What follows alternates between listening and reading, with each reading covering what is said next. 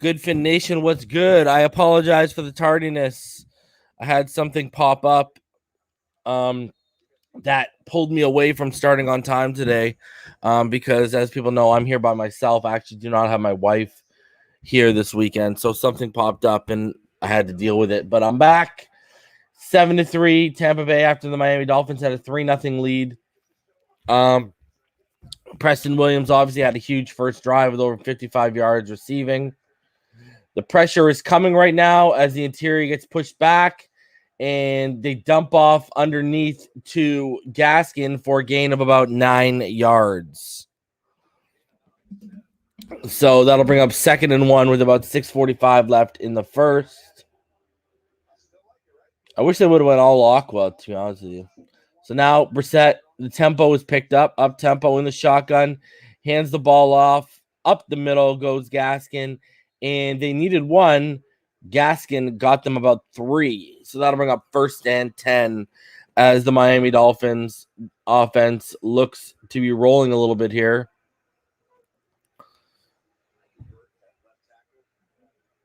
Raekwon Davis is playing, I believe, yes.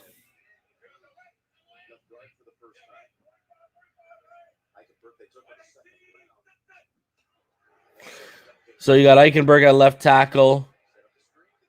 On the screen to Gaskin. Gaskin gets about almost 13 yards on the screen. Huge gain. So we got Jackson at left guard right now. Jesse Davis is back to right tackle. And Eichenberg is at left tackle.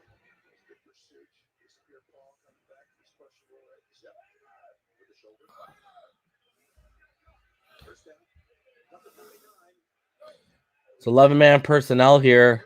Trips left. And the shotgun is Brissett. Underneath, and a terrible throw out of the backfield to Salvin Ahmed.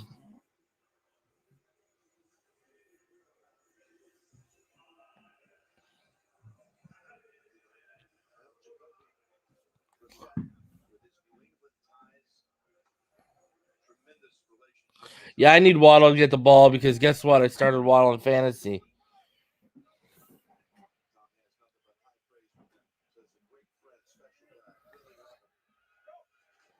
Out of the shotgun.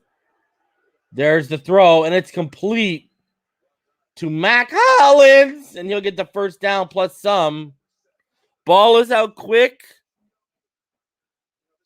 Offensive line holding decently so far.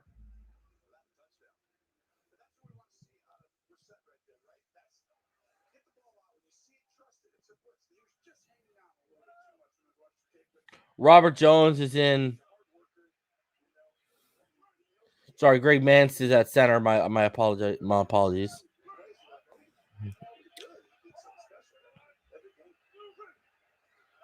Brissett out of the shotgun.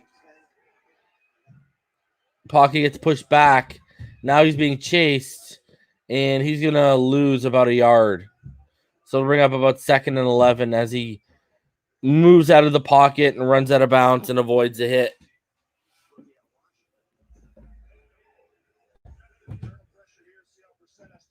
Jackson gets beat up the middle. Just push back.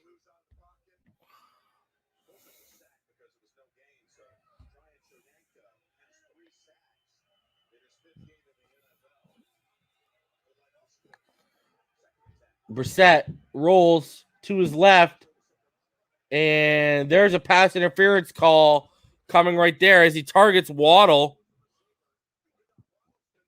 And Waddle draws the flag. That's a defensive pass interference.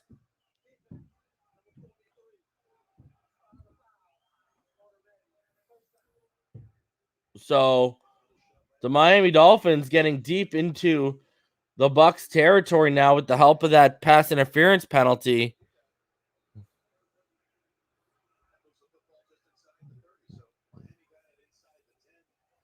Good for them on actually using the speed of Jalen Waddle. Brissett now out of the shotgun. Over the middle He fires. It is complete to Adam Shaheen. And that is a gain of about 4 or 5.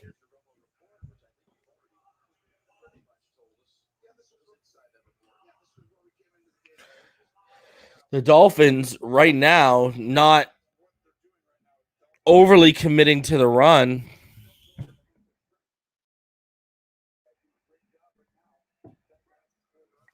Here we go. 10-man personnel right now. Brissett steps back, goes deep, finds Gaskin wide open for a touchdown, and the Dolphins have taken the lead. What a find. Myles Gaskin wide open out of the backfield, running all the way down the left side, wide open. I believe it's just a wheel route out of the end zone.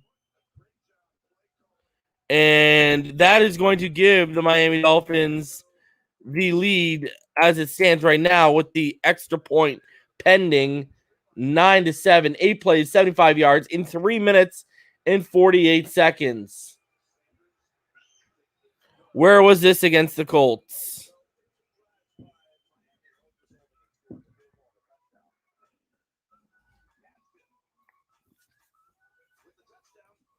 Beautiful.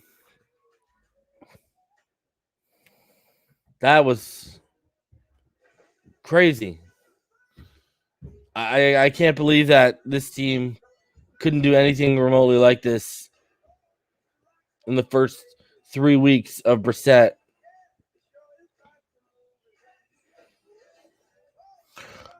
Typical Dolphins. I asked it on Twitter. It's been said out here. We lose the games we're supposed to win, and we win the games we're supposed to lose. Now, not saying we're going to win this by any stretch of the imagination. Let me get that right for a sec. The adjustment of Austin Jackson makes the offensive line look a little bit better. Now, he had some rough reps on that last drive, that's for sure.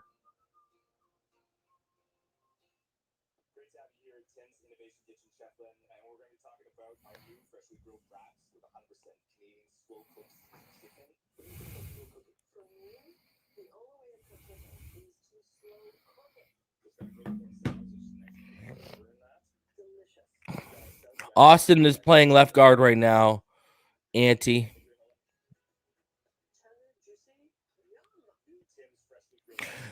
Jackson's decent, but remember, he still gave up a big pressure that flushed Brissett out on that drive right there. And I wasn't totally paying attention to his play on the first drive.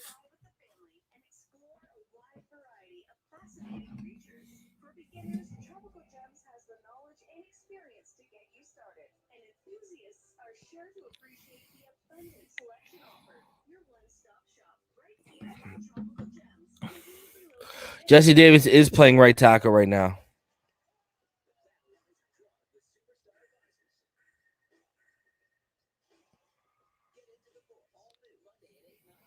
Austin did not get benched. Miami Kid J. Austin's at left guard.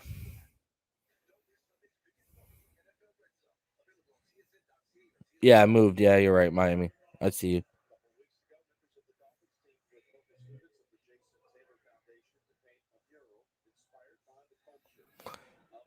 Jamie Zarilla, if you need a stream link, I will give you one right now.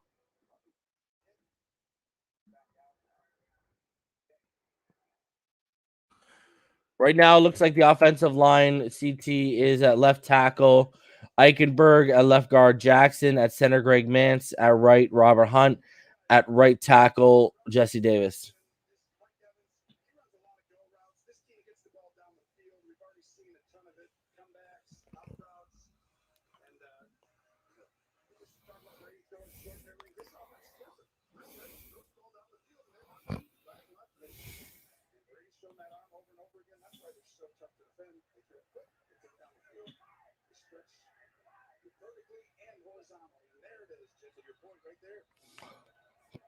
So there's 3:16 left in the first.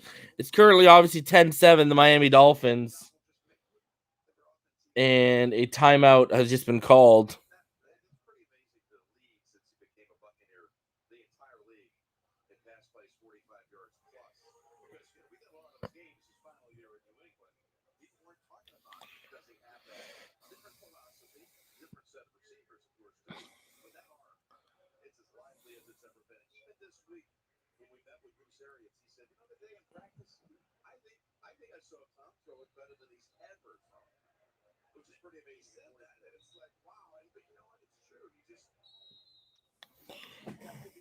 Pyro, I don't know why you're acting surprised. This is how they always operate. All right, 1st and 10.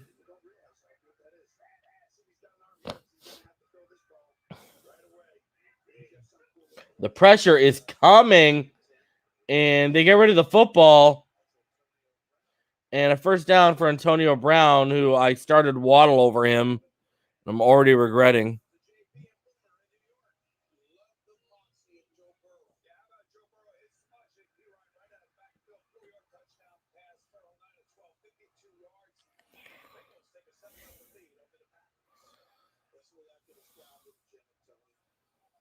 All right. So, from their own 35, they hand it off, and it's up the left side, and it's a gain of 8 by Fournette when they needed about 10. So they'll bring up 2nd and very short. 2nd and 2 with 2:20 left in the first quarter.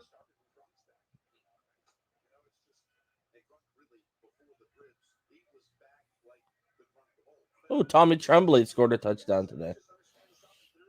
All right. They motion. Dolphins show man. And it's just tossed on a bubble screen out of the backfield to Godwin. And that is a huge gain for Chris Godwin. Maybe about 15-yard gain on that. Good blocking. And that was a huge gain by the Tampa Bay Buccaneers. That took them from the 35, their own 35, all the way down to the Dolphins' 39. So gain of actually 18. I apologize, not 15. And the Texans are currently beating the New England Patriots. Brady steps back. Look at the time in the pocket. Oh my God, that was disgusting to watch. Look at the time in the pocket he had to sit there and survey.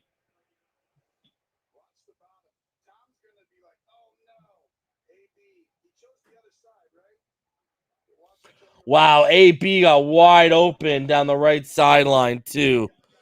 Holy. Instead, he hits Atlanta Roberts in the head.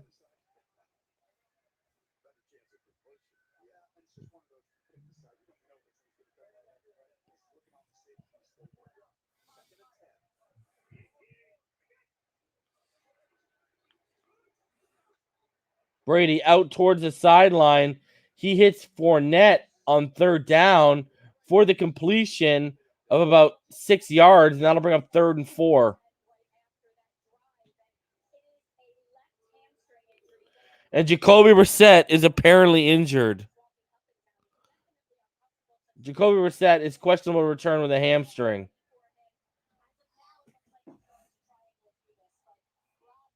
3rd and 4 right now.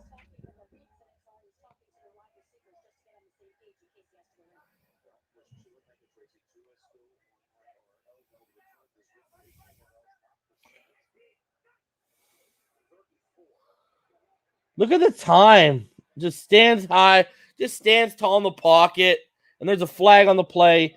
Makes the completion to, I believe it was Scotty Miller, and it's down to like into the red zone, down to the Dolphins 19. X gets called for the holding call, and it is declined by the Tampa Bay Buccaneers.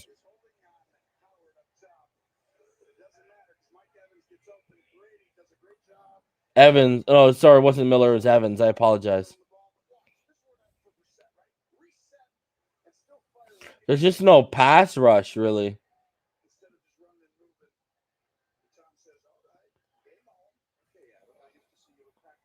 So here we go, 18 from the 18-yard line. Brady, single back. They're going to give it, and they're going to run it for about 4 yards. So that'll be 2nd and 6. Ronald Jones gains about 4 yards, and that'll be the end of the first quarter as well. Currently, the Buccaneers are driving, but the score favors the Dolphins 10-7 as we head into the second quarter here, people. Not a bad first quarter, Cash. I agree. Could have been worse.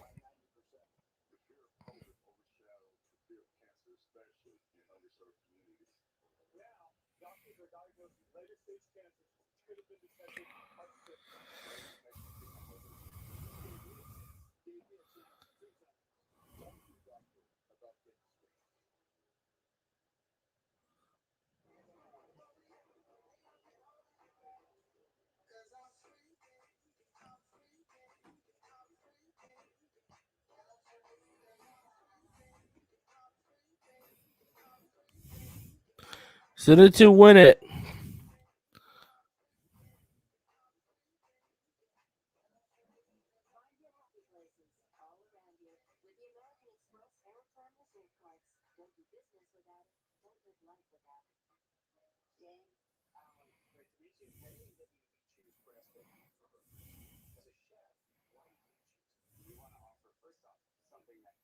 The offensive line looks much better.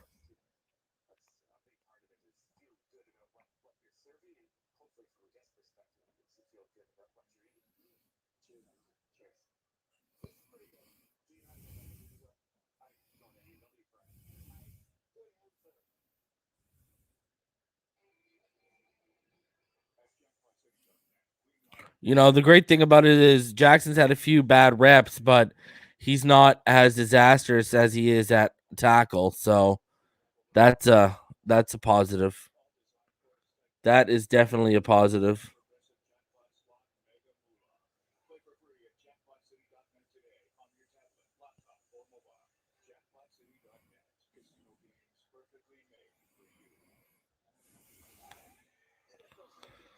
Appreciate you, Jamie Zorilla. Yeah, they're picking their secondary apart because they're having time to survey and just go through going through the motions, going through their progressions.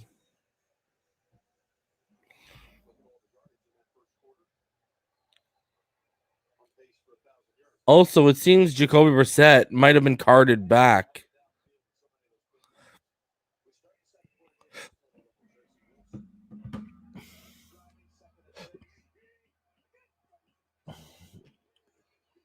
Again, great play on Chris Godwin right there. Prevented a touchdown and forced a 3rd and 6. Great play by Xavier Howard. The coverage was tight. Reed Sinnott is about to come in, baby.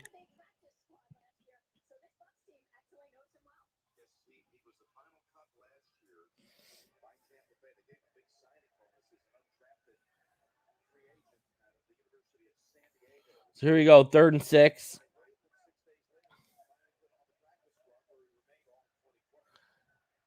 From the Miami 14-yard line, Brady steps back. Brady, the pressure does come, and that pressure gets Brady and brings him down at the 25. Finally.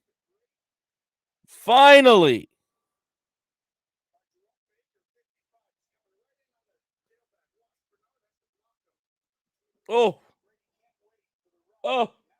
Jerome Baker just pushed back Giovanni Bernard. That was Baker, yeah. 4th and 16, and this is going to force a 42-yard field goal attempt by Ryan Suckup.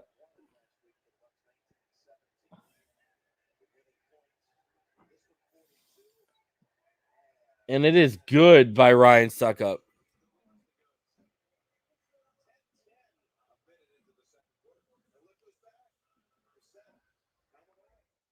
Oh, never mind. Jacoby Brissett's back.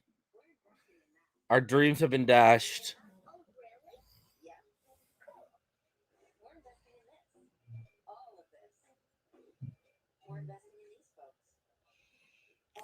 Our dreams have been completely dashed. Good, good, good stand to shut them down right there.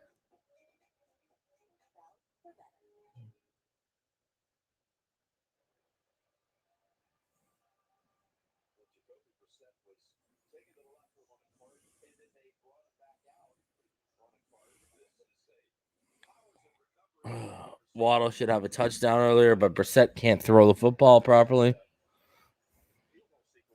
Cost me in fantasy.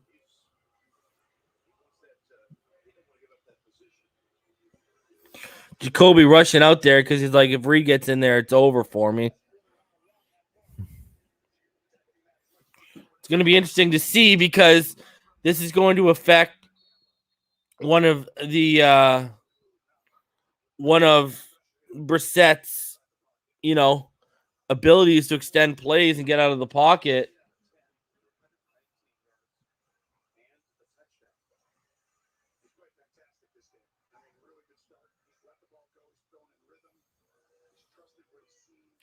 So it's going to be interesting to see how his game, now that he's nursing this injured hamstring, how his game plays out with this injury.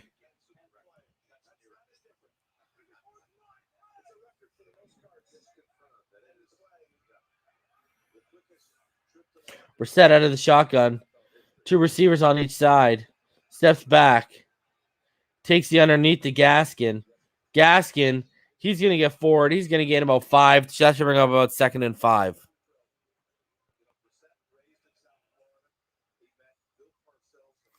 So about 13:45 left in the second quarter.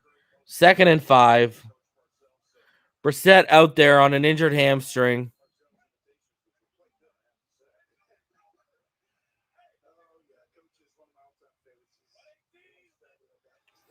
Brissett hands the ball off. They're going to gain about 1, so that'll bring up 3rd and 4. With 13:20 left in the second.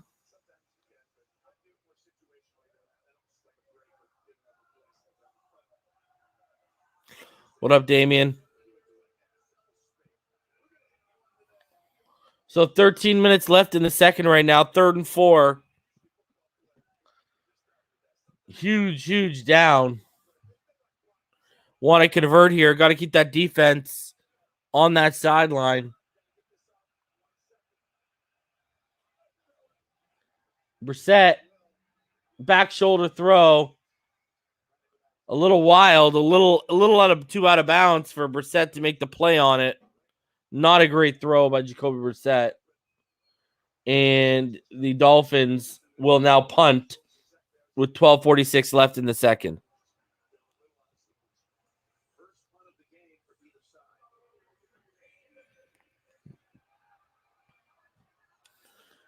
So this is the first punt of the game. High snap by Ferguson. But it's held and punted by Pilardi. And I believe that'll be down to like the 29-yard line of the Bucs. Yeah, the throw wasn't that good. I don't blame Preston for that. I blame the throw.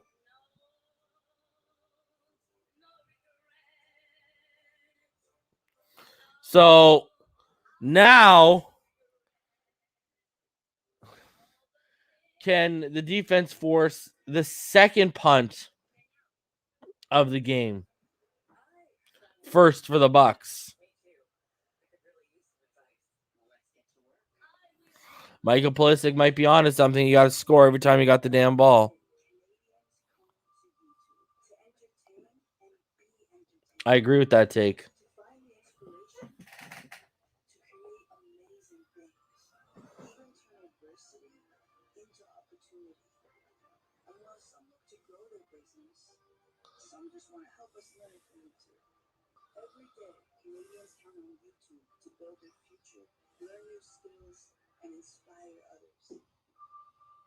YouTube out here with ads in Canada. Barry asks, why did they promote Ford, not Merritt? Something about Isaiah Ford, man. The guy will just not go away. The guy runs like a 4.67, but let's activate him.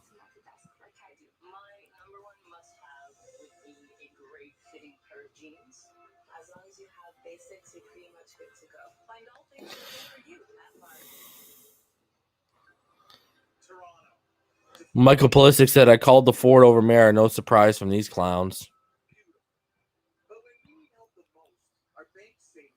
Especially when you actually think in camp, Merritt was one of Brissett's favorite targets.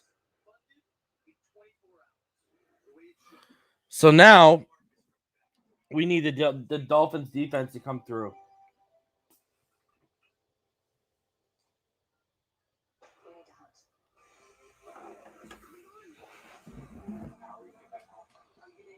Whether they have to make a play or they just got to hold tough.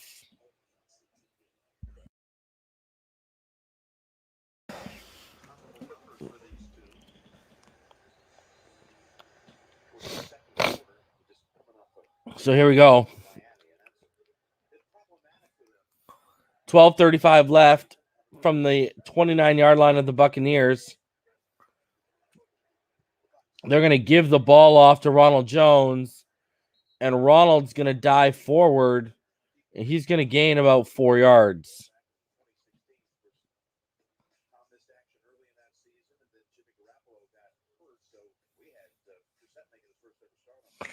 Now we got to see montages of Brady and Brissett. 2nd and 6 right now. 10-10. Second quarter.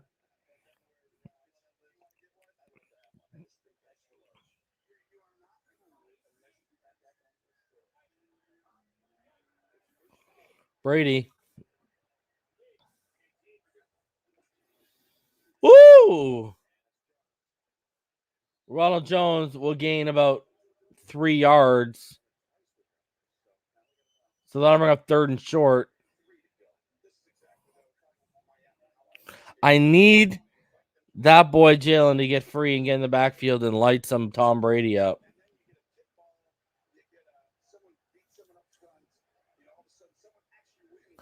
3rd and 2 right now.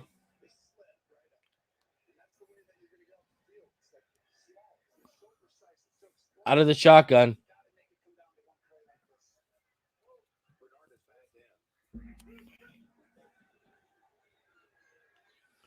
Pressure came, but he makes the throw. And I didn't even start Antonio Brown in my big league, and I should have. As he is absolutely gone for a massive touchdown. 62-yard touchdown. And just like that, it's 16-10. I knew I should have started this guy. I started Jameson Crowder instead and Jalen Waddle. Oh.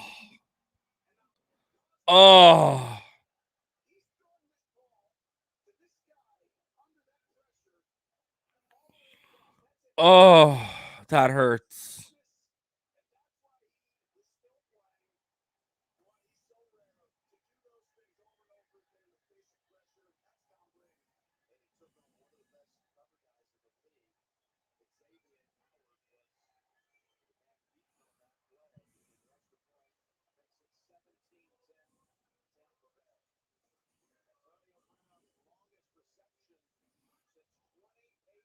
Wow, Antonio Brown's longest catch since 2018. Huge. Ouch. Ouch. I'm so bitter I did not start him right now in my one league. Unreal.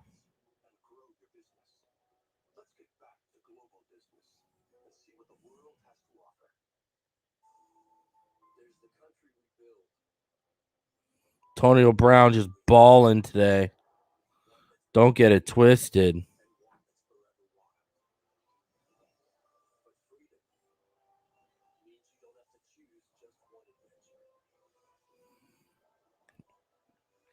Just like that, ladies and gentlemen. Just like that, the Bucs are now in the driver's seat, and the pressure has now gone back to the shoulders of the Miami Dolphins as it's 17-10 in the second quarter right now. What you got to give Brady the props though. Brady was under heavy pressure there, and he made that throw to a clustered part of the area and trusted that Brown would get loose from the coverage, and he did. Like, great throw, but great ball placement and trust by Tom Brady there.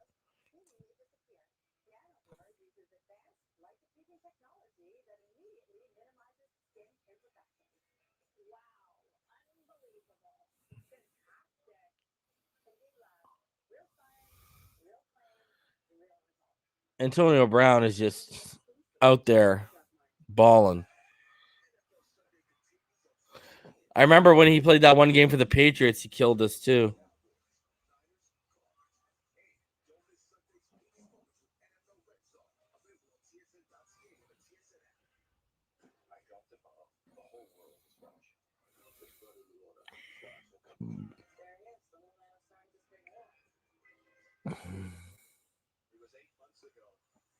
So let's see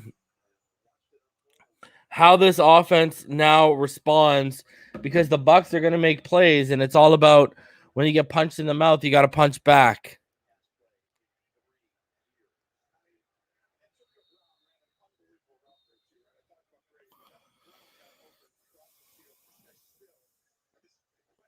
Their receiving core is just ridiculous in Tampa Bay. Even with Gronk out, look at that receiving core.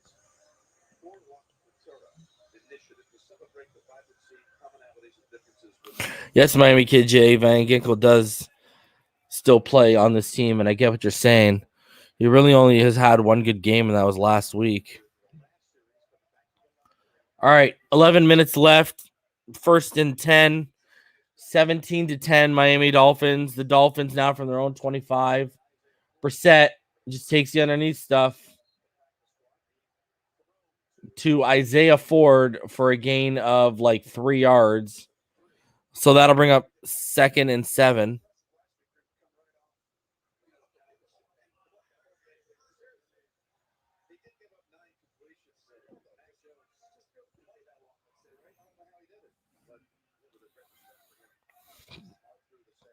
All right. Brissett right now, 11-man personnel. Steps back, pump fakes, looks hesitant, throws to the referee at the 30-yard line. Don't know where he was going with that one.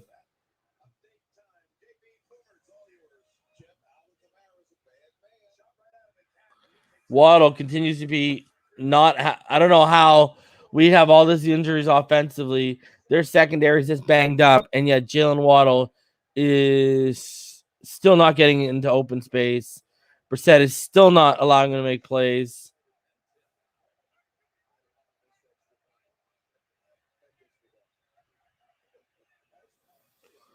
So 3rd and 7. 10-man personnel. Brissett steps back, and he makes the throw to Gesicki. Gesicki gets the first down, plus about another 4 or 5. Huge throw and catch between Brissett and Gesicki there for the first down. So the clock is running. We're at about 10 minutes right now.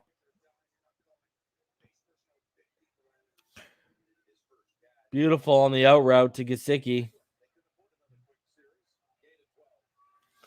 Gained 12. Needed, I believe, 7.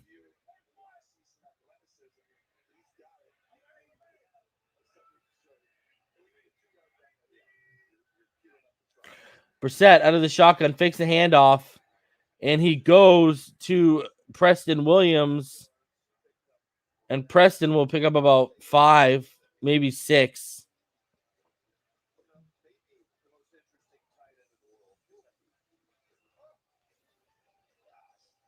And now I'm seeing Gesicki basketball highlights. So 2nd and 5, Martin says, my heart is jumping for joy seeing Austin Jackson at left guard, and he's playing way better. Yes, he is. Playing way better.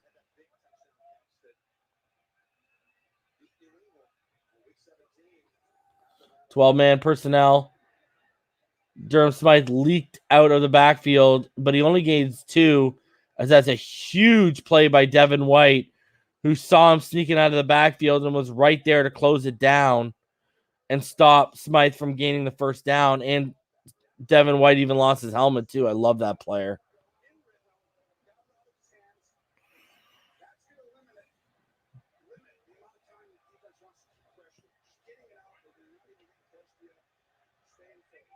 All right, here we go. 3rd and 3, 8:20 left. 10-man personnel. Going to go quickly to Waddle, and it's broken up right away. Everyone and their mother knew it was going there.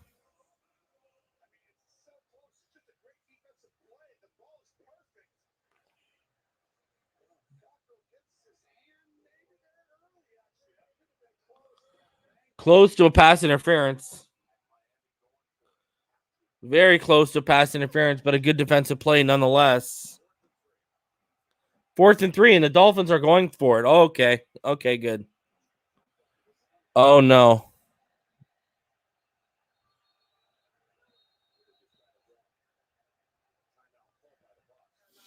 So the Bucs are going to use a timeout with 8:16 left. They saw Waddle motioning, and they called a timeout.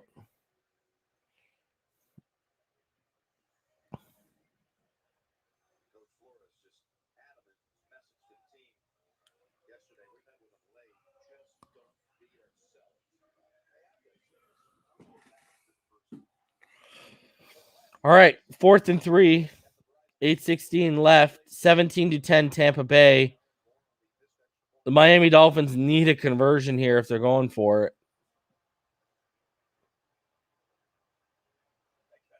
And they most definitely are still going for it.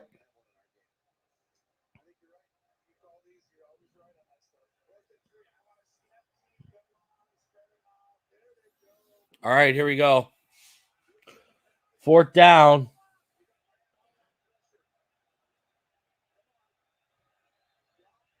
Ten-man personnel right now.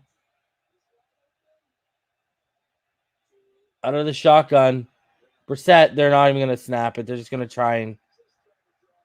You're just trying to draw them off, and you take a penalty.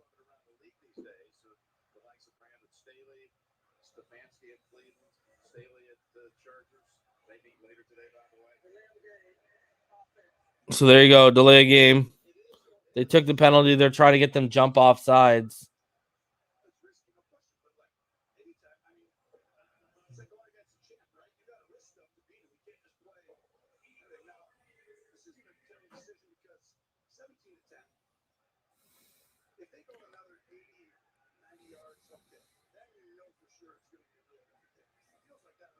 All right, Pilardi kicks it deep. Down. Oh, wow, it takes a Buccaneer bounce. It hit around the 20 and it rolled back. It had the backspin on it all the way to about the 23. Jeez Louise. Here we go.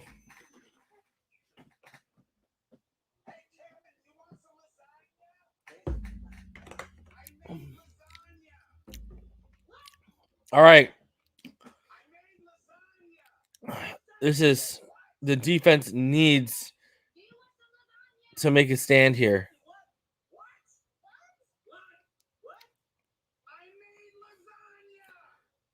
Like, this is a huge drive for the defense. You cannot give Brady all the time in the world to just sit there survey from the pocket and make the throws.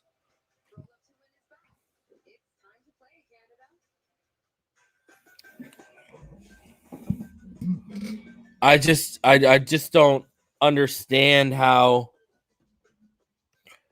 Waddle continues to just not get the ball in his hands.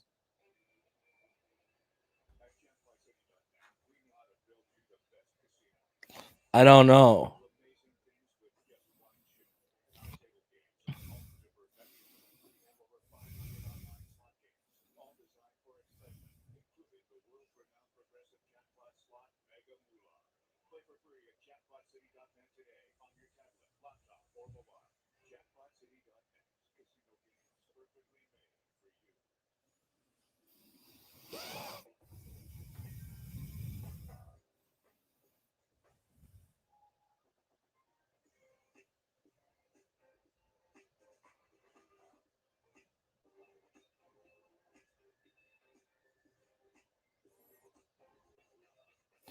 Got to utilize the speed, man.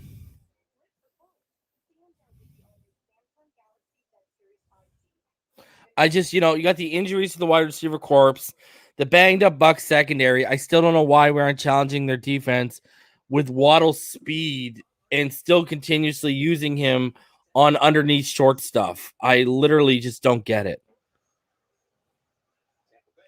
Utilize the speed.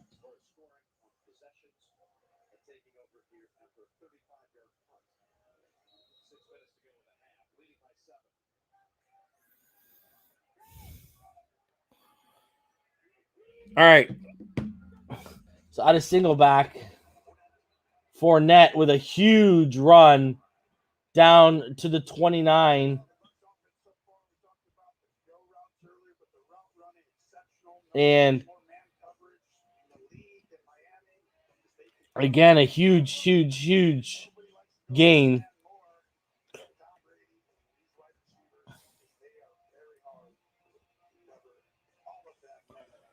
So here we go, guys. Right now, as it stands, 17-10, Tampa Bay. Second quarter, clock continues to tick at 7:30, 2nd and 4 from the Buccaneers 29. Tom Brady in the shotgun. 10-man personnel, 3 to the left. They take the underneath to Brown. Brown's going to get the first down plus a couple. And he's jaw-jacking with Xavier Howard.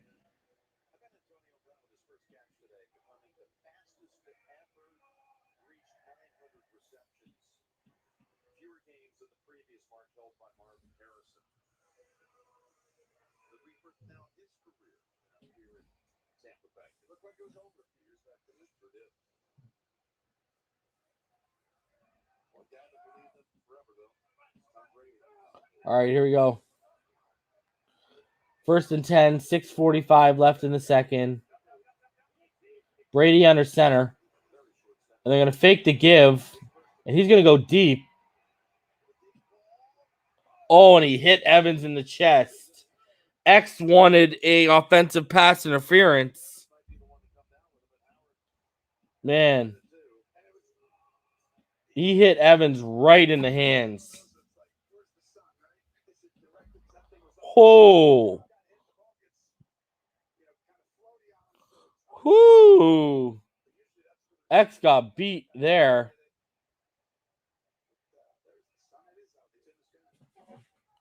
Evans beat X right there.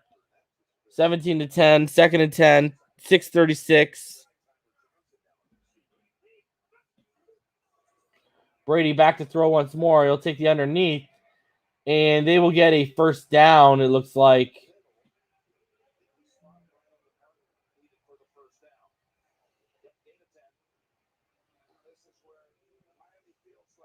So there you go. Now they're just slowly moving the football down the field.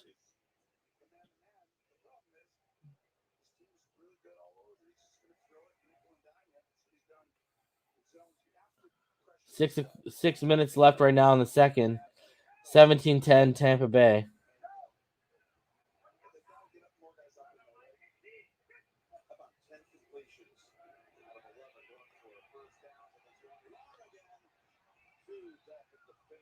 Antonio Brown, good coverage right there by, I believe, I want to say that was Xavier Howard on him.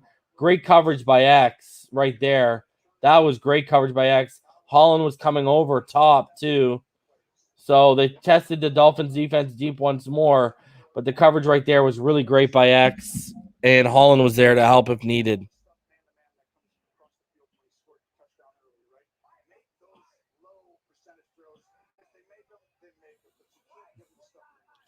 So 5:47 left here in the second. Dolphins trailing 17-10. And they're going to go underneath to Fournette. Fournette's going to blow through McCourty, and he's going to get near the first down marker. They're just nickeling and diming us right now. That is now 11 of Tom Brady's 12 receptions have gone for first downs.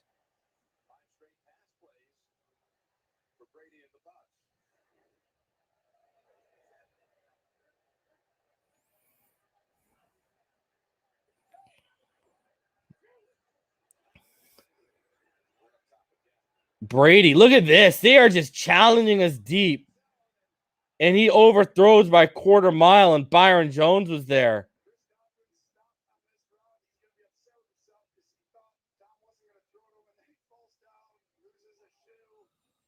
Wow.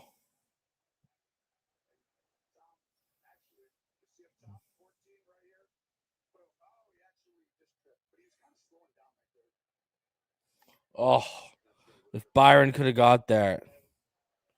If Byron could have got that. Oh, my God. Missed opportunity.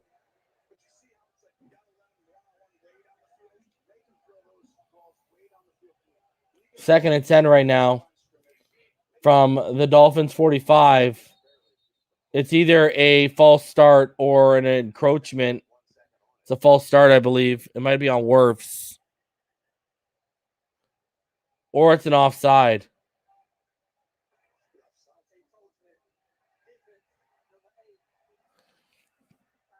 So they call it on Javon Holland.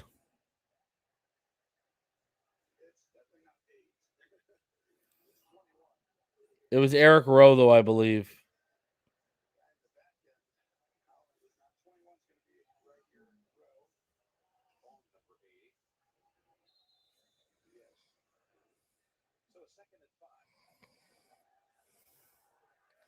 All right.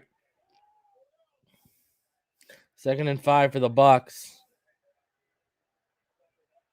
They're going to motion Fournette out of the backfield, and they're going to take him underneath. And he is just going to make Baker look foolish by cutting back. Just made Baker look foolish. Just a huge whiff by Jerome Baker. Jerome Baker had him dead to rights behind the line of in front of the sticks. And he just put on those brakes.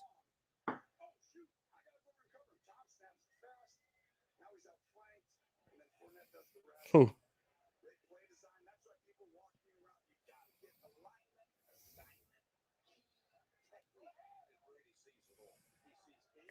First and 10 right now from the 29 of the Dolphins, and they are just slicing and dicing us. Oh my God. To Cameron Braid, I believe. Another first down throw for about 13 yards. Jeez, the pressure was there. Oh, just there too late. Wilkins gets there just too late. Again, they're picking on Baker.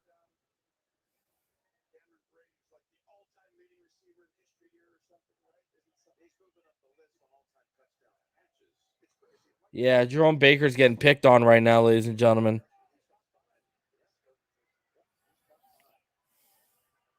First and 10, sorry. From the 17-yard line of the Dolphins. They're going to hand it off, and it is a nice hole to the left side. And Fournette's going to gain about 4, and they'll bring up 2nd and 6.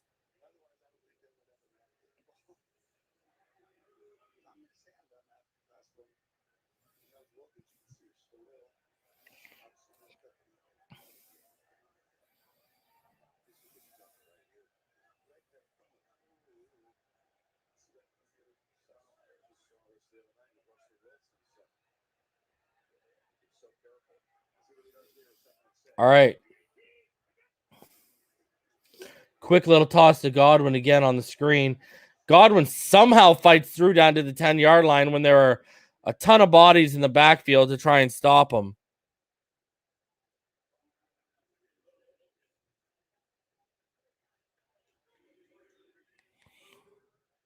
Like, you had him stop behind the line of scrimmage.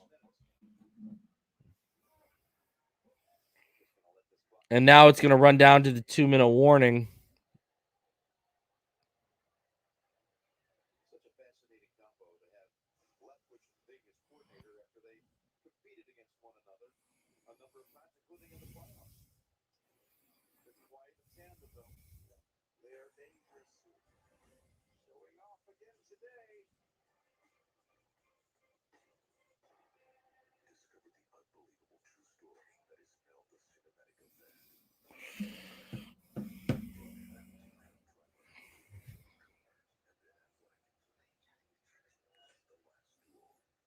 This is going like the defense is just has no answers right now.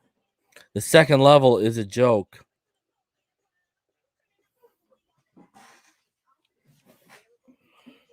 I don't know what else to say.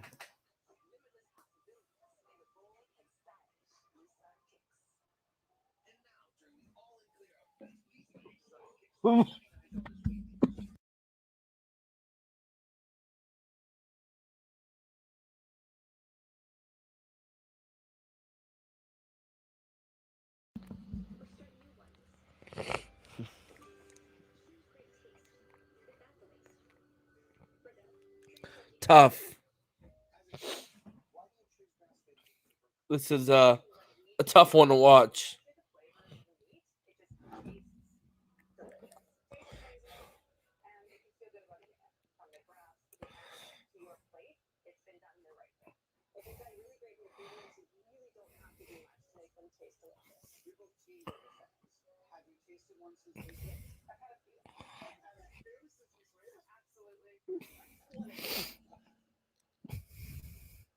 Closed captioning of this program is brought to you in part by Lowe's. Lowe's, home to any possibility.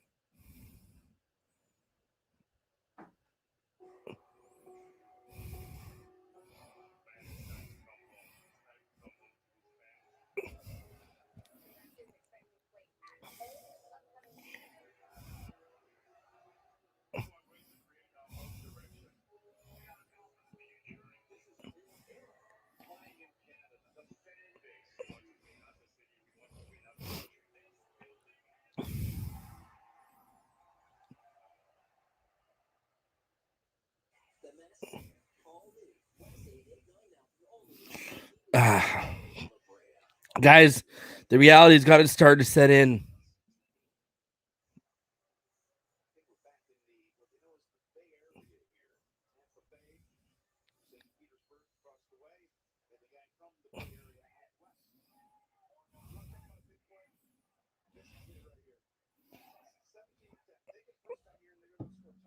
So here you go. 3rd and 3 right now. 2 minutes left. The Dolphins may have the worst linebacker group in second level defense in the NFL. Confirmed. And Eric Rowe is going to get hit with a flag.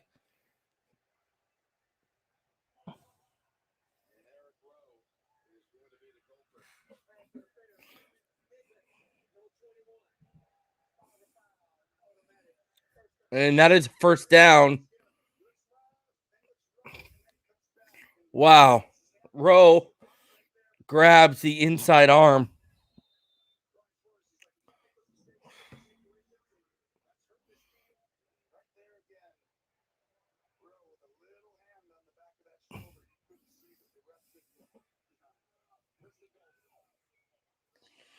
So here you go. 1st and goal right now.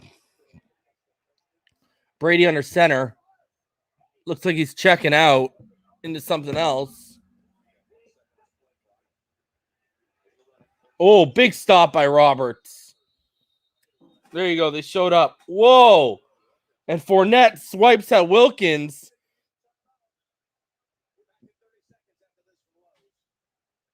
And I don't know why there's no flag on that.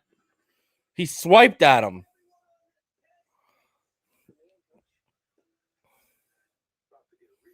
How does Fournette not get a penalty? Did anyone see a flag?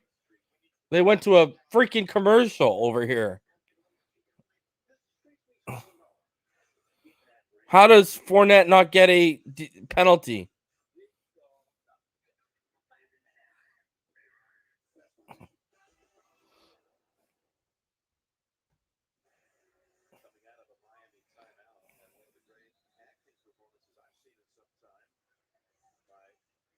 Oh, there you go. Now I saw it. Christian Wilkins.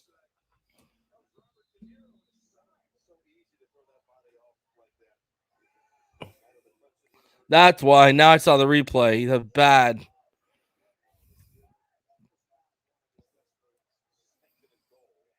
Out of the pistol, they're going to motion Fournette to the left side. And over the middle, Antonio Brown again for another touchdown.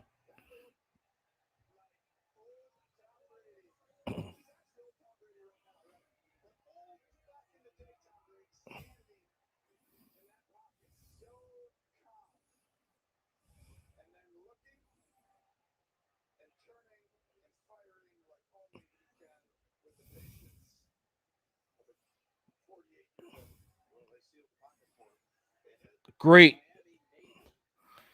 I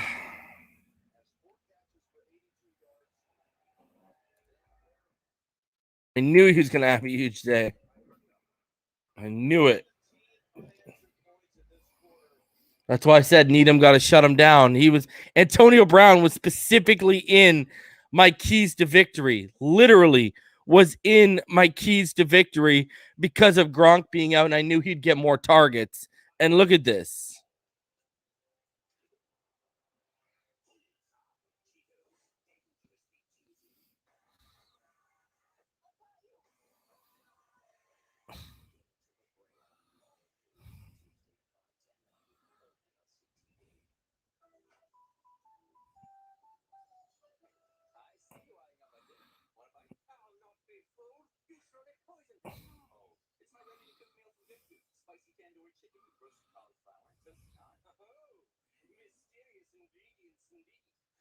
Let's not let this get ugly.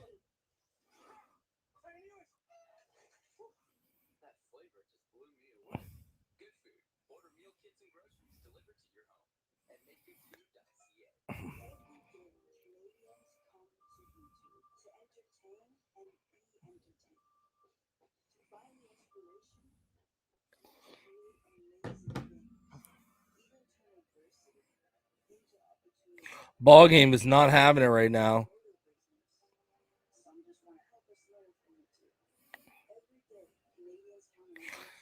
Hopefully, ball game, you're going to come up here at halftime because ball game is hot right now.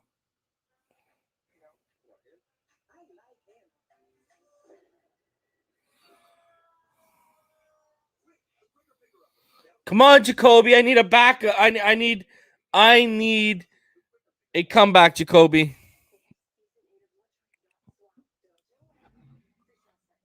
Oh, the defense, though, man.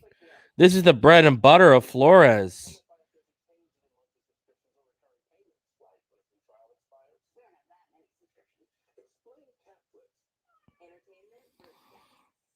Oh.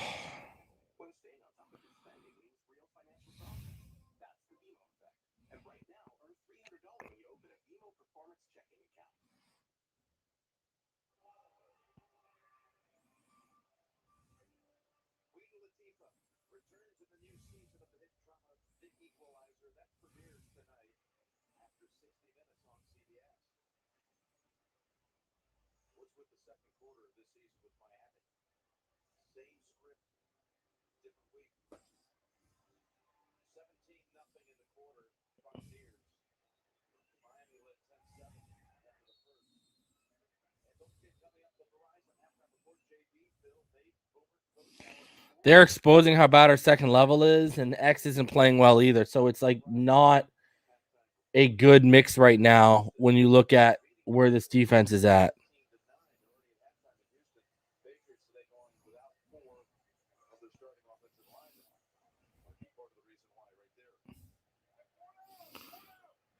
I don't even know what to say.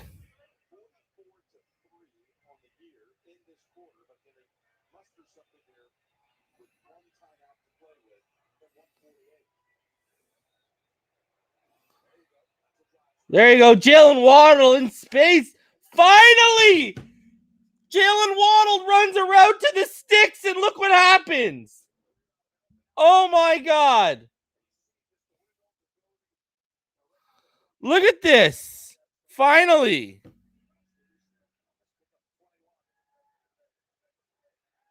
They're going to dump it off to Gaskin underneath.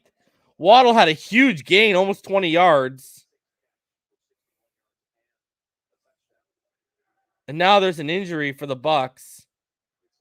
Levante David is down.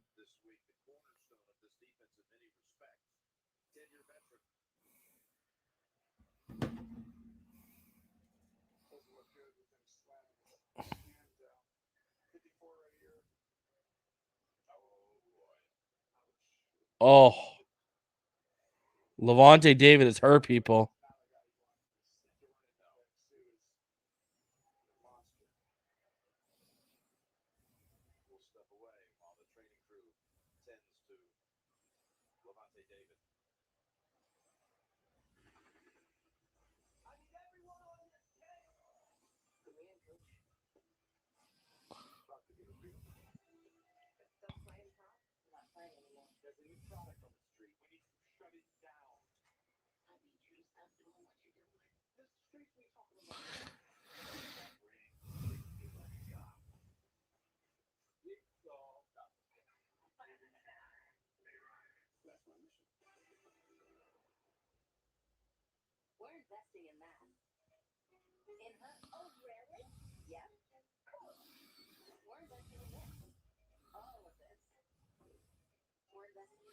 I mean, who would have thought, guys?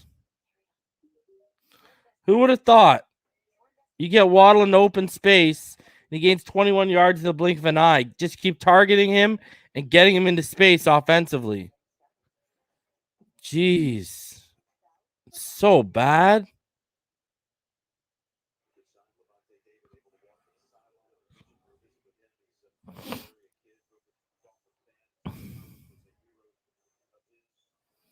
Unreal.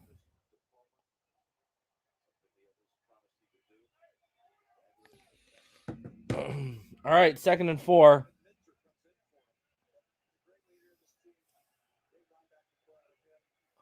$1:14 left in the second. There you go. There you go. Shaheen gets another first down and much more than 4 yards, but he's limping. Shaheen is limping badly off to the sideline. He is hurt. He is hurt. As soon as he gets there, he bends down and needs help being held up. Shaheen is hurt right now. Something to do with either his right ankle or his right leg.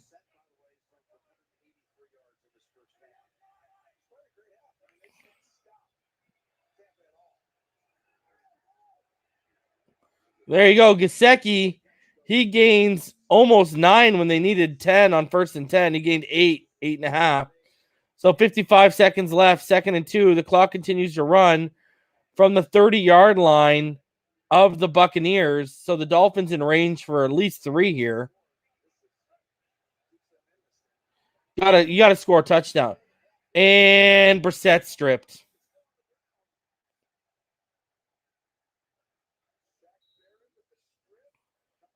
Shaq Barrett strips the football. The Dolphins lose it. Ndamukong Suh recovers. Just like that.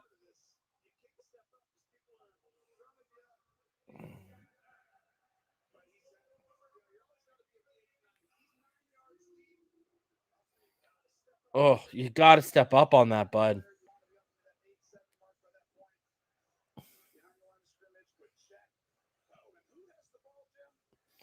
Liam Eichenberg gets beat by Shaq Barrett, but he arced him out enough where Brissett could have stepped up, but he didn't.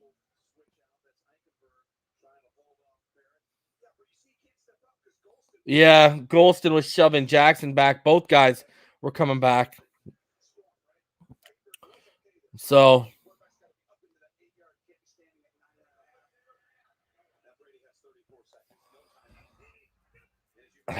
here we go, Tom Brady looking deep, and he just throws it away.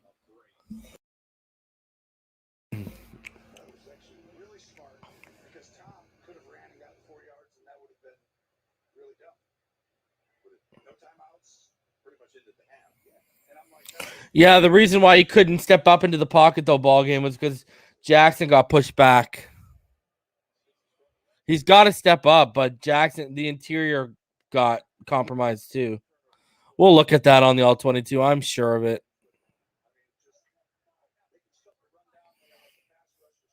Liam marked him out wide so he could step up.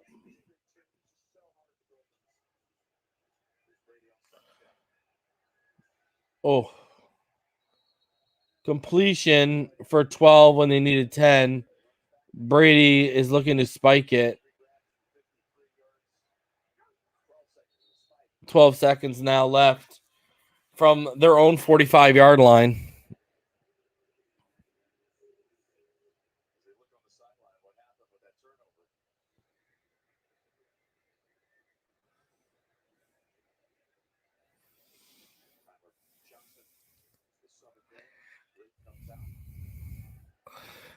He would have had to dump it right away to Brown, who came out, but instead he was looking deep. If he was looking at Brown, he could have dumped it off and got out of there.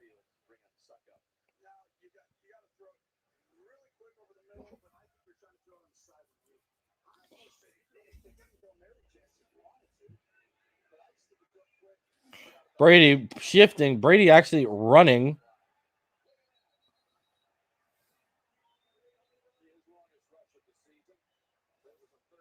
Unreal.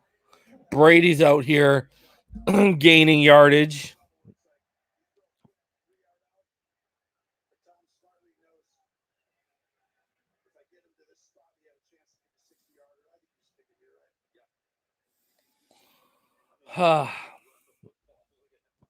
Brady has more rushing yards than the Dolphins right now.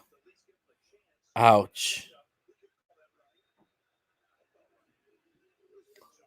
So this is a long attempt with 5 seconds left.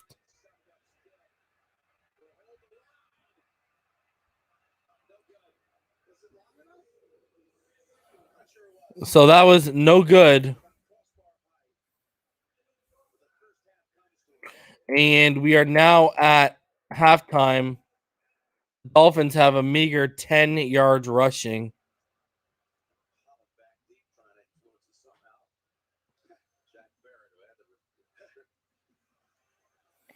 So I'll drop the link because it's halftime for you guys to come up here.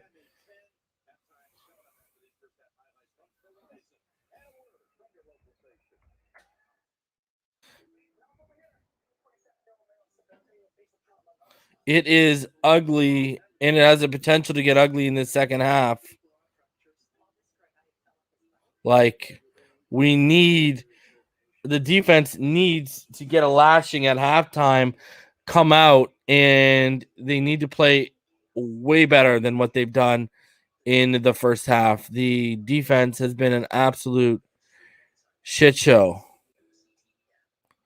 The defense has, never thought I'd say it, but the defense has been what's put our offense in a precarious predicament.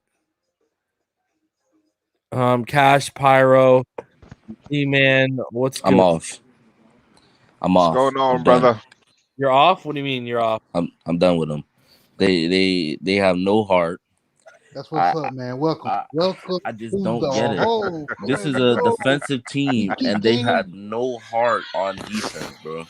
I understand they're playing Tom Brady and all these weapons, real quick. But didn't man, I ask you a question, man. Are you down in the hole with us? I'm not down in the hole. It's actually a good game plan. If you actually look at what they're doing offensively, they're exposing our second level, and then they're taking shots into our secondary. Problem is, our second level is what it is, and X decides to have his worst game in the last 2 seasons at the same time, and it's just not a good mixture. Like Byron Jones has been okay.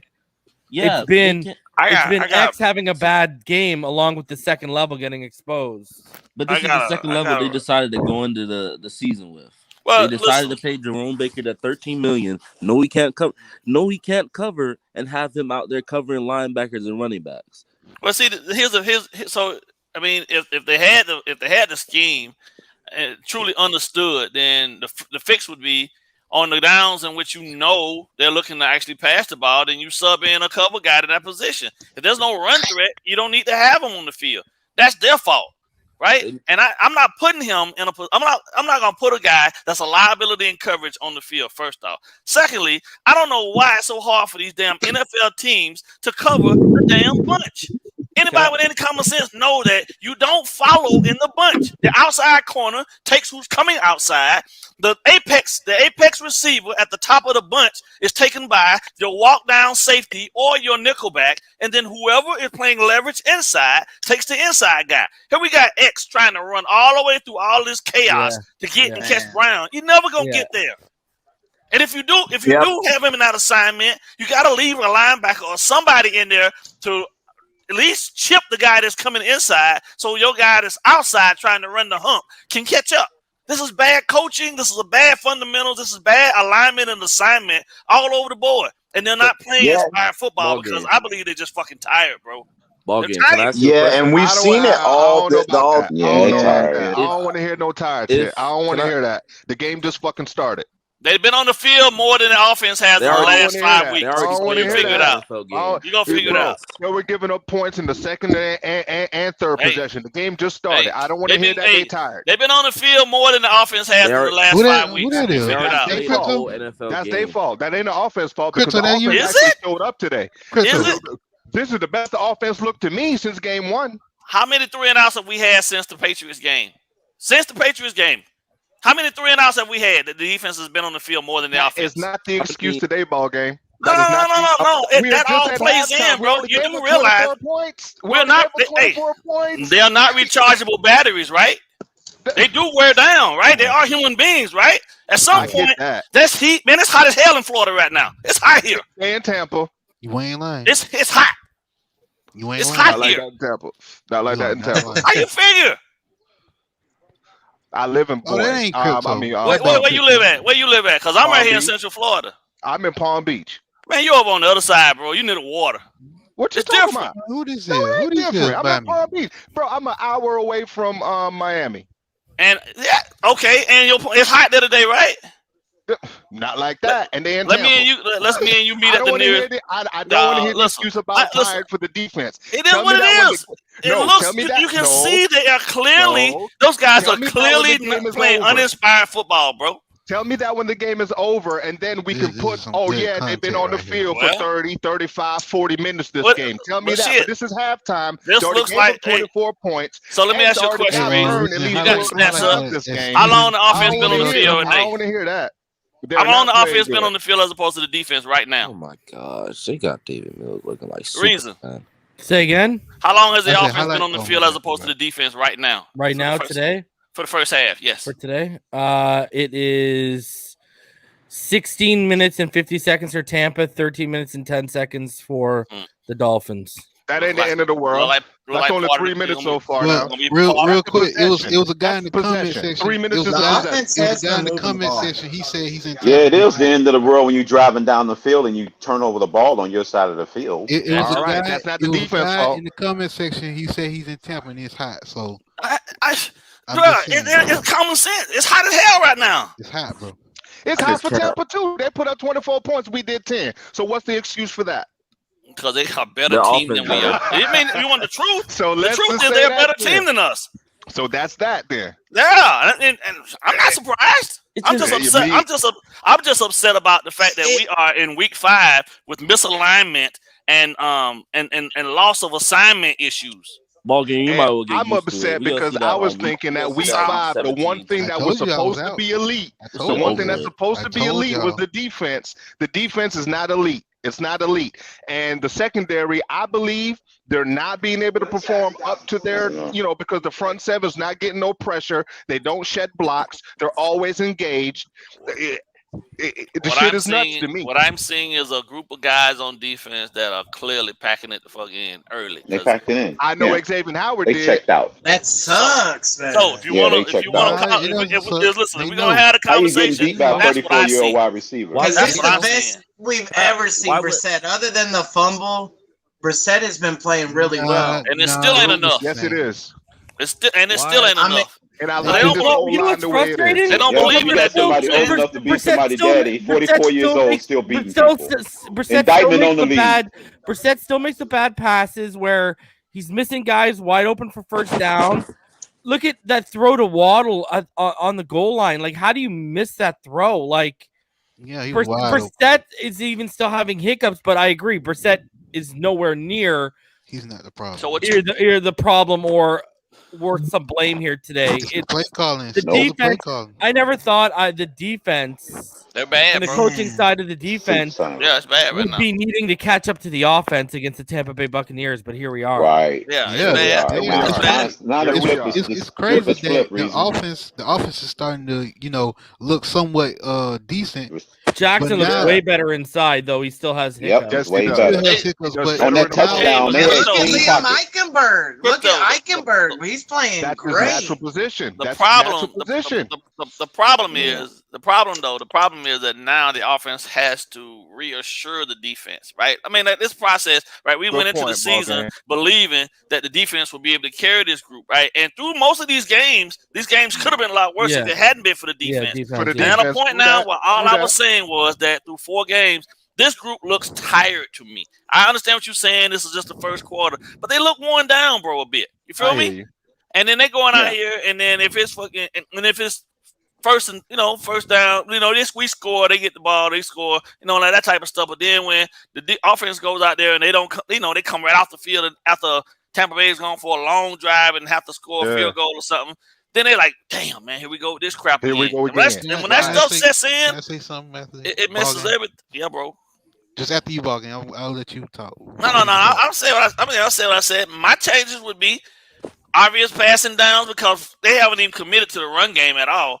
I'm getting Baker out. I'm gonna slide Jones in down there in the box. I'll leave Atlanta Robinson there for a run presence because Baker definitely not gonna give you that. But in the same sense, now I got coverage guys out there on the field to lock up, try to at least slow these receivers down. But shit, somebody gotta stop Antonio Brown because X clearly looks like he don't want the assignment. He looks lost. Yeah, he looks lost out there. Yeah. Find time to have a game to check out against the senior citizens at the wide receiver on their side and the quarterback. I just think they're losing to a pack of senior citizens. Real indictment on the NFL. I don't think what ball game was saying about. Could be worse. We could be the Patriots losing to the Texans. That part. What is up with that? Oh, these Patriots are sorry as hell. Davis Mills out here throwing 3 touchdowns and Mac Jones getting exposed. Love it. They got. Yeah, he sees what Tua's going through because I think New England's missing 4 of their starting offensive linemen, so he gets to see what's going on. That's worse for us. That's the only team we beat all year. Being tired because look what we was driving down the field with I think the water catch. And then as soon as we turn the ball over with and I get it, Brissett didn't see the guy coming and to strip the ball out, but still you gotta get rid of it. You gotta get rid of the ball, man. It's like nobody's open. You're trying especially to in that situation. Get rid of the ball, and fight to live. Live to fight another day. And so that plays into the factor. Also, it's like like Bargain say, oh, here we go with this shit again. That's probably what the defense is thinking in their head, man.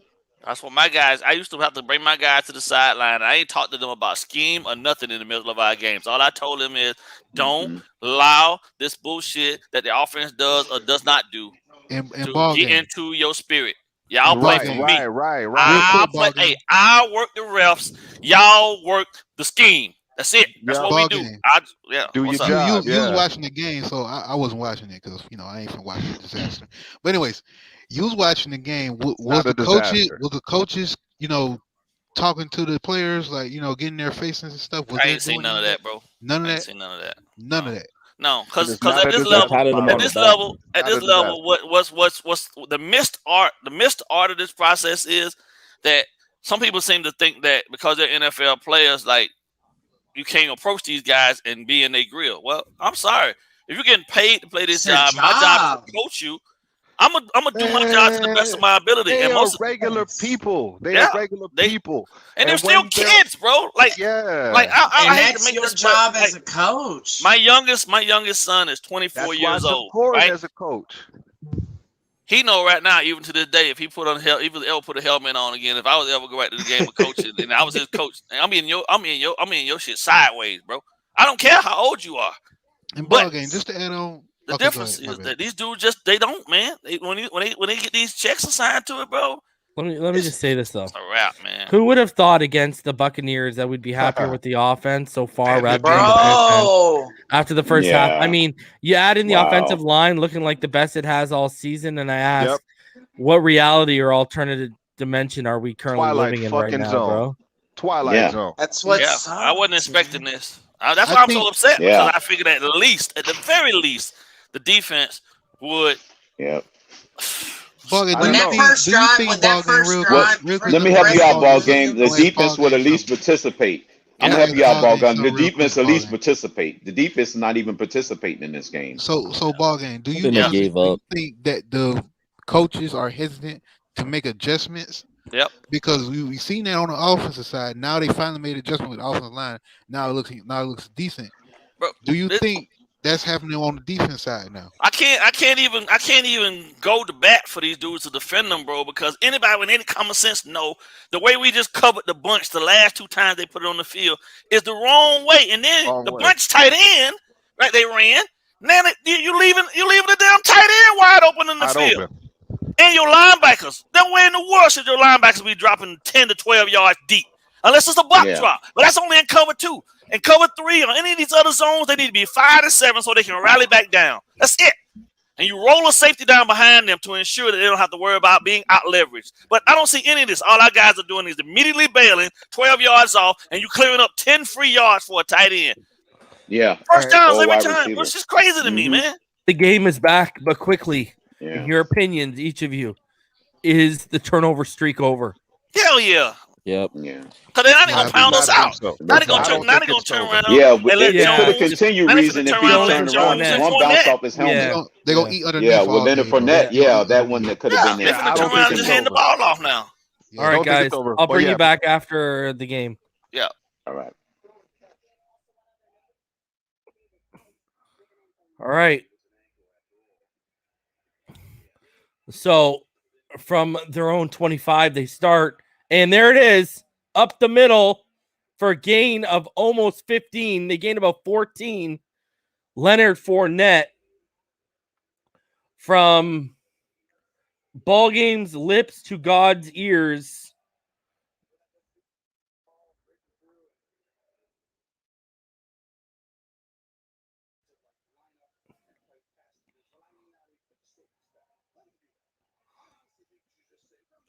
So here we go.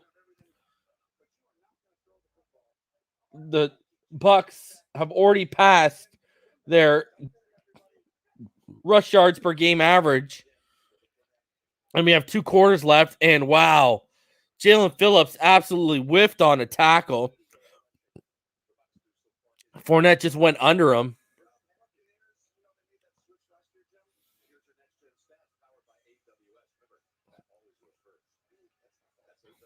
He's done that to 2 defenders today now. He did it to Baker earlier.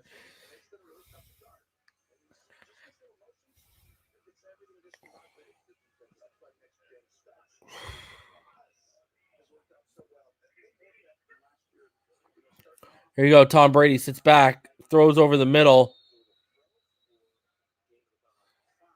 Gains 5 on the pass. That'll bring up 3rd down and very short.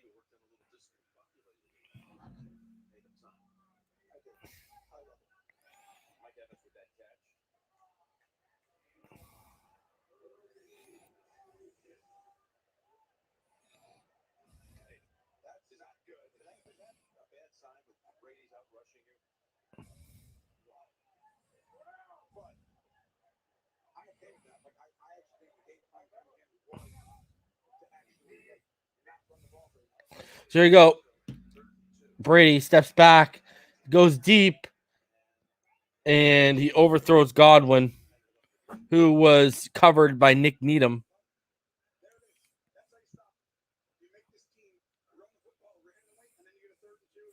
Look at that. They forced a punt, guys. Look at that. A stop. I forgot what it feels like. We got to stop, baby.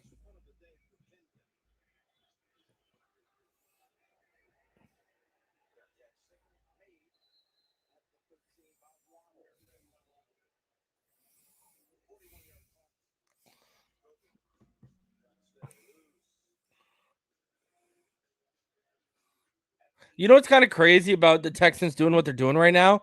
If you guys go back, remember Davis Mills was one of the guys that I talked about liking. You could take a later round flyer on as a backup. I liked him a lot coming out of Stanford. I think I had him as my number 5 quarterback in this class. I actually had him ahead of Mac Jones. Jeremiah, I agree. That's a great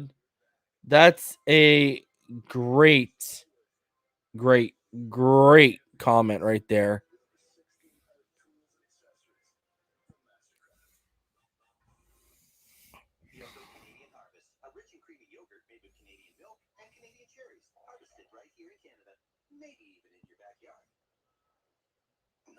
I agree.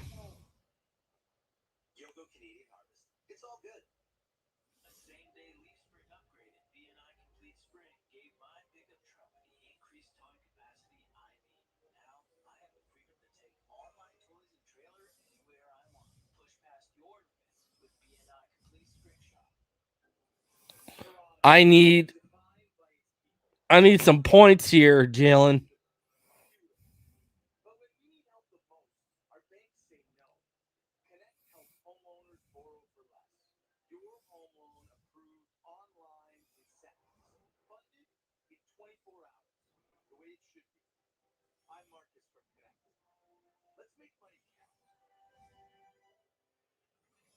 Jeez.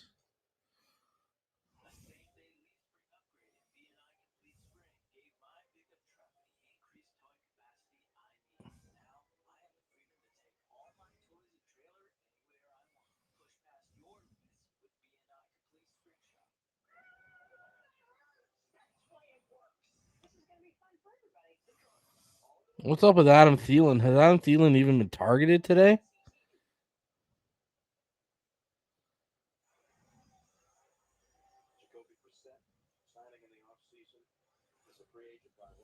All right. Here we go. 1st and 10. Jacoby Brissett back out there.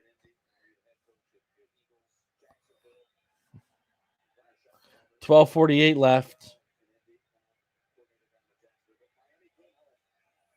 They're going to fake the handoff, and then they're going to dump it to Gaskin out into the right flats, and he's going to make the catch. He's going to gain about 5 yards.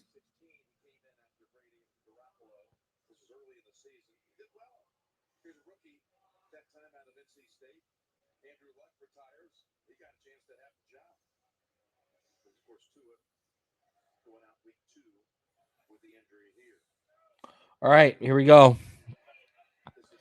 2nd and 6, 12:20 left in the third. 24-10, Tampa Bay Buccaneers. And they're going to give it to Gaskin. He's going to hit the left side. He's going to find a hole. He's going to have a big run against Tampa. Keep feeding Gaskin the rock.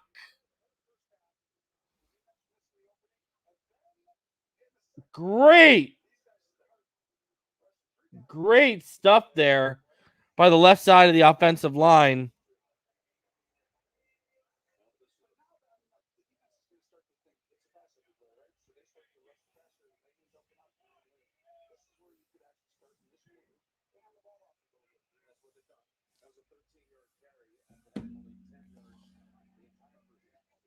And they motion and swing Brissett out of the right. Brissett throws to Preston Williams out of the right side, and Preston's going to gain about 8 of the 10 needed, and he's calling to go off. He looks like he might be a little hurt. Preston looks like he's hurt. Yep. Preston Williams is now hurt. And I don't know whether it's his foot or not.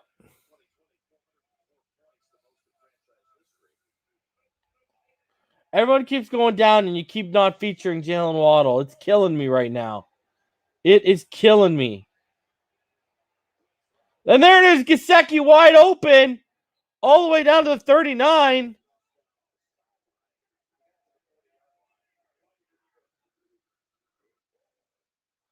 Wow. The coverage was actually really good. And it was a good throw by Jacoby Brissett. Perfect throw by Jacoby Brissett. And right in stride, threw him open. And Gesicki got downfield and added a bunch onto the throw. So great play by Mike Gesicki. Really good throw by Jacoby Brissett. One of the better throws he's made since the Buffalo game. 10-15 left. Brissett, good pocket. And he just misses Matt Collins over the middle. Great pocket. You got to make that throw, Jacoby. Oh. Oh.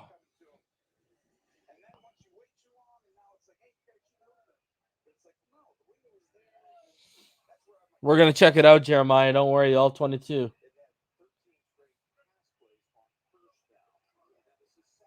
And now on second, the pushback comes, but Ahmed bounces outside. He'll only gain about 3.5, almost 4 yards. So that'll bring up third and about 6. Thought that was stopped in the backfield, though.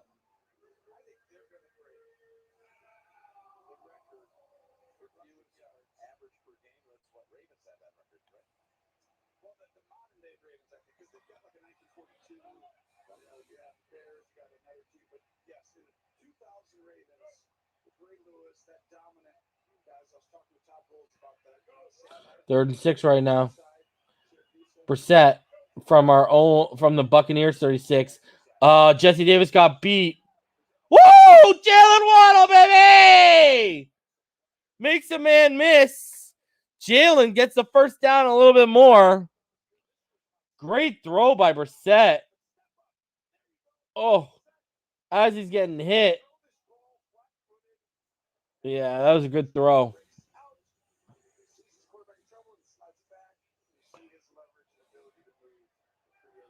Waddle, special stuff. Wish he could have kept his balance. He could have made that second man miss. Down to the 26-yard line.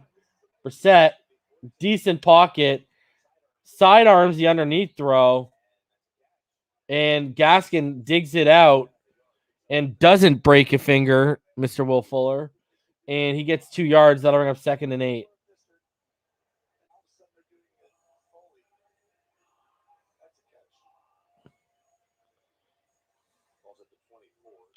Great play by Gaskin. Great catch.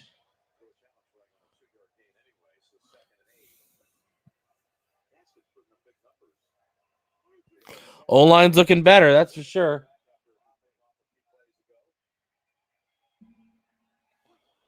Second and 6 right now. Brissett. And the pressure just comes. He evades it. And he actually makes the throw to Myles Gaskin, who stretches out. And Gaskin is just short of the first down. I don't know what happened there. We're going to look at that one in the all-22. Whoa. Oh, Davis gets mauled. Eichenberg gets mauled. Eichenberg started literally holding on to Brissett and protecting him and blocking him and shielding him. That was hilarious. 3rd and 1.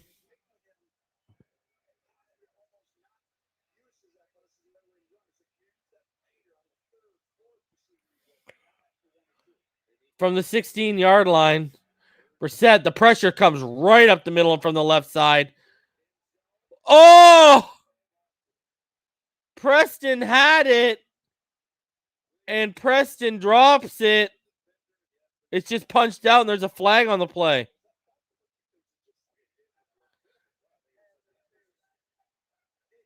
Wow. And we draw the DPI.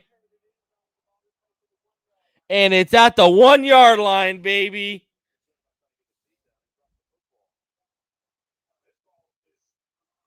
Preston got to make that catch. Yeah, Preston got to make that catch, man. You got to make that catch, Preston.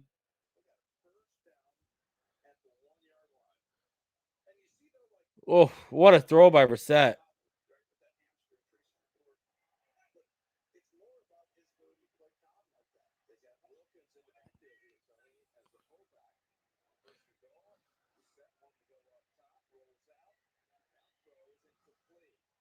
And Brissett rolled bootleg to the right and threw out of the back of the end zone as everything was covered. And Brissett's hurt, man. Brissett is limping.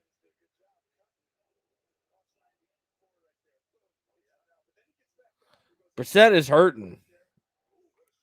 Brissett is a warrior right now. Nice little double move. Hezzy to the right and cut back to the left in the end zone. Great thing about this too, boys and girls, is our defense is getting an extended rest out of the locker room here. 7:01 left. Brissett. Oh, there it is. Myles Gaskin. No one near him. Touchdown. 24-17. Miami Dolphins.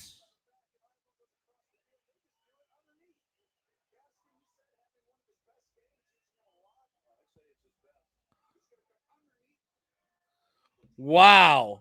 And just like that, it is 24-16, and it is a game again.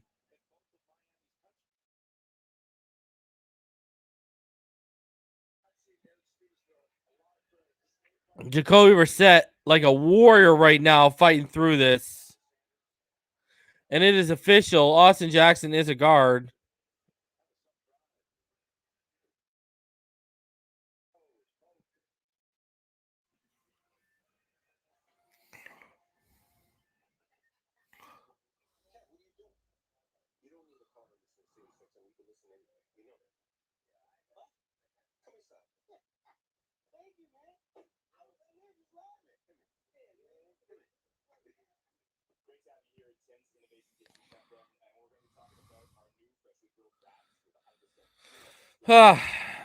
Yeah, Gaskin has been awesome this season, and good to see him get the benefit there.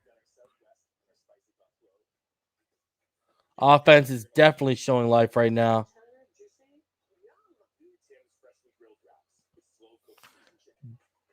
Definitely showing some life. Love it. Every minute of it, baby. Let's go. Jacoby, hell of a performance I'm seeing from Jacoby.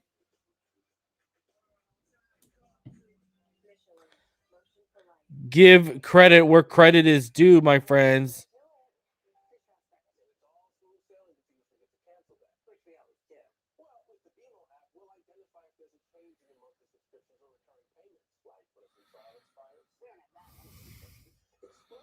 Hell of a performance so far by Jacoby Brissett.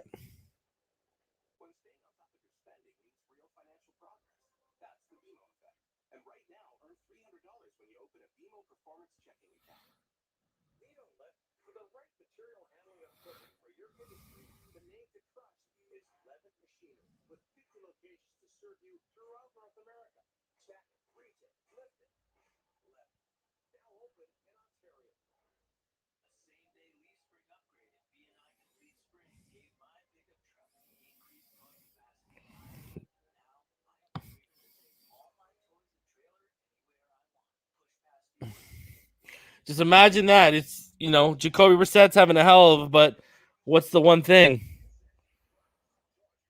Our offensive line has its best best game in the last year and a half, arguably, and Jacoby's having the game he's having.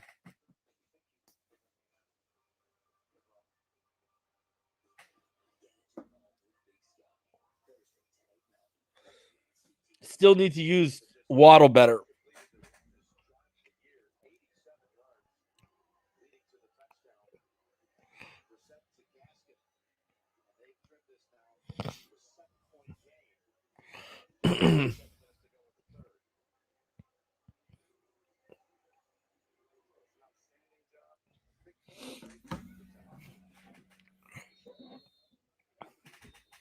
Jabroni Brisket having a great game.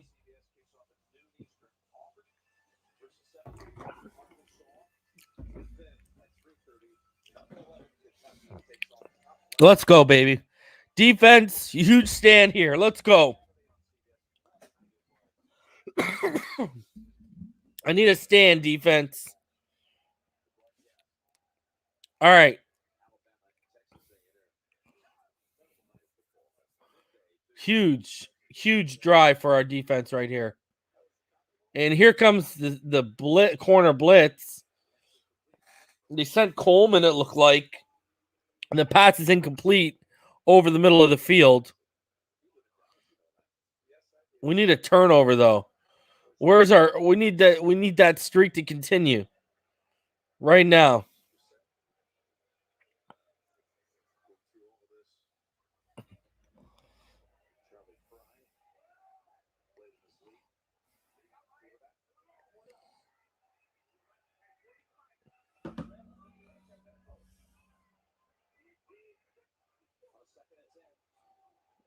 Oh, look at the pocket for Brady to step up into. Like, look at that pocket he just had. He sat back there at the top of his drop, clean, then stepped up at his own accord. Look at couple hops, then he steps up, and then look at how clean that is. Like, unreal.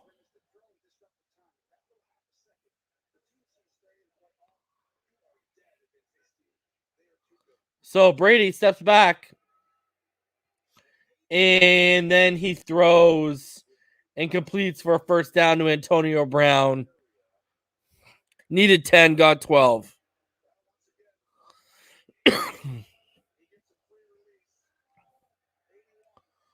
Oh. They stacked Antonio Brown behind Godwin. He got his release right over the middle. And boom, look at that, how open he is.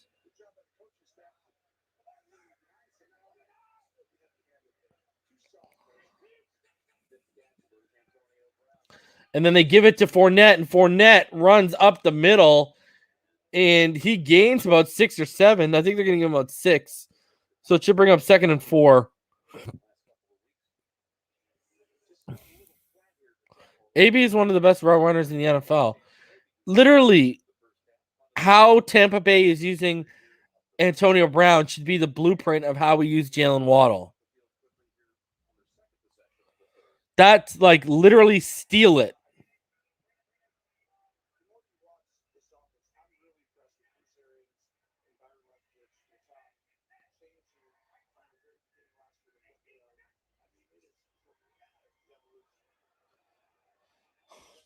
And a jet sweep to the left side with Godwin.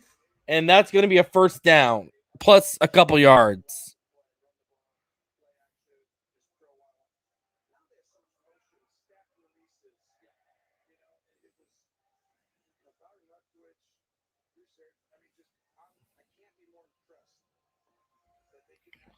We need the defense to come up with a big play.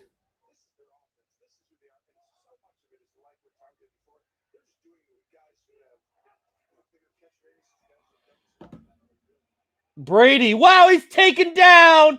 Jalen Phillips, baby. I saw y'all talking crap about my boy earlier in the chat. Jalen Phillips just pushes back. The tight end gets through. And with the huge sack, baby.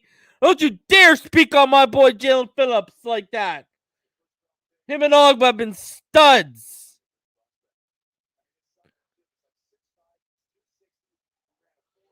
People over here in halftime saying Greg Russo's better than Jalen Phillips. Give me a break. Ogba has top 10 pressures of any defensive end in the NFL right now, Cash. What are you talking about? Iffy. And a bubble screen to Chris Godwin, and they get back 14 of the 15.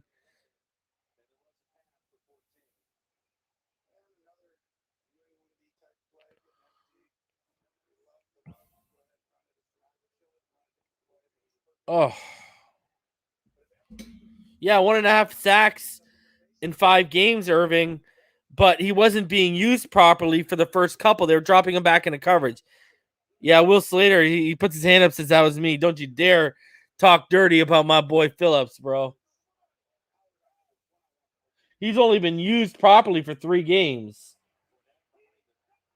And they're going to hand it off in the backfield. Oh, and they roll him out, and Godwin's wide open for the first down. Great play action fake by the Buccaneers.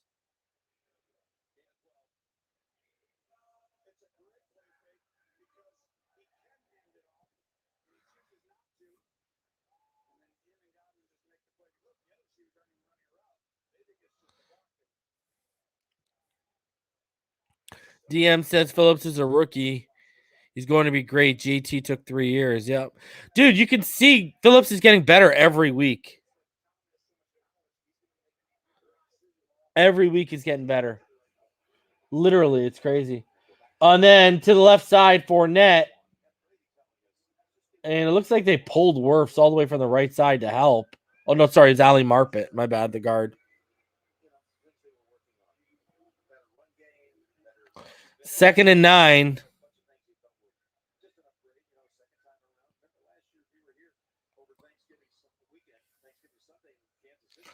We need a stop here. We need a turnover. From the 29-yard line of the Miami Dolphins, the Bucs are driving. This drive has been almost over 5 minutes so far. Brady takes a snap, throws underneath to Fournette. Fournette breaks the tackle, but then, wow, Holland adds on an extra 8 yards by throwing him. Holland did not stop him and just stand him up. Another missed tackle for Jerome Baker on that sequence.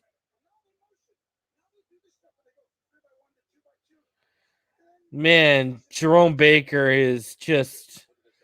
Man, remember when people tried to tell me Remember when people tried to jump on me when I didn't like the money we gave Jerome Baker?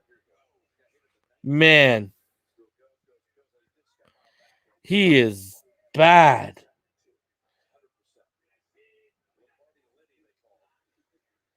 Oh. Phillips was in the backfield and just missed making a play on Ronald Jones there.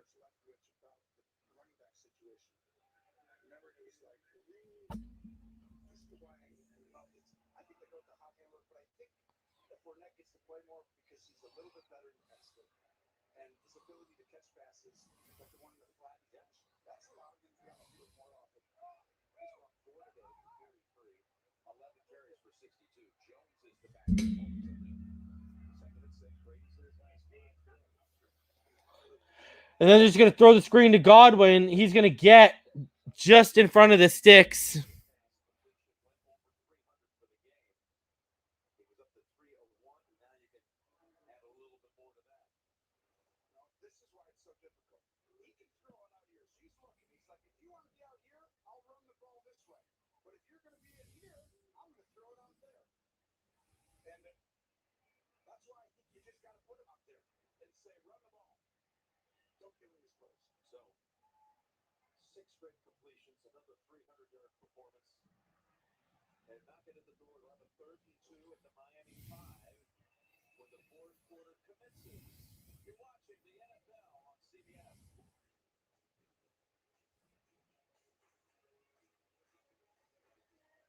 I just remember when people tried to attack me for my thoughts on that extension.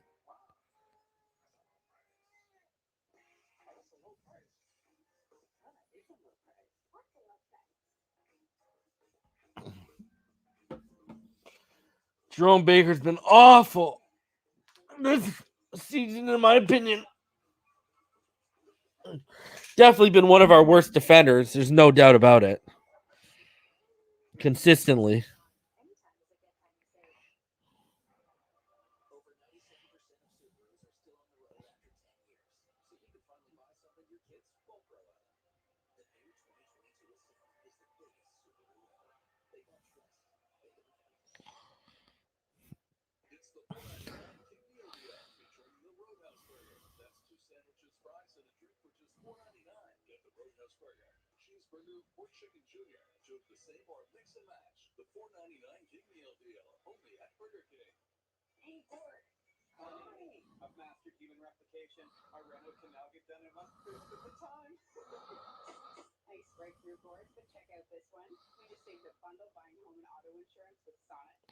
I just watched that Jamar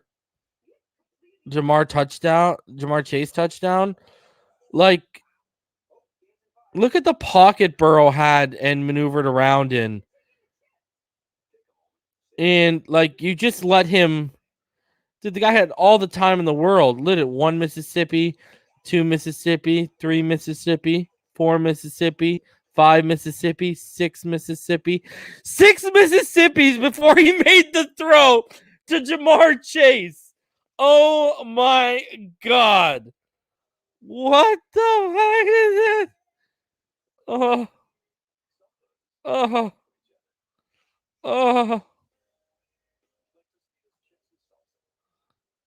Oh my God. What does it feel like to be like that?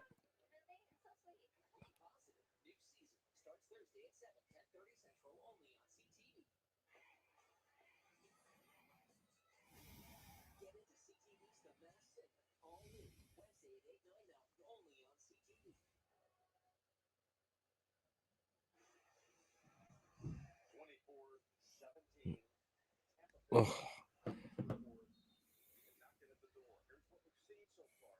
All right.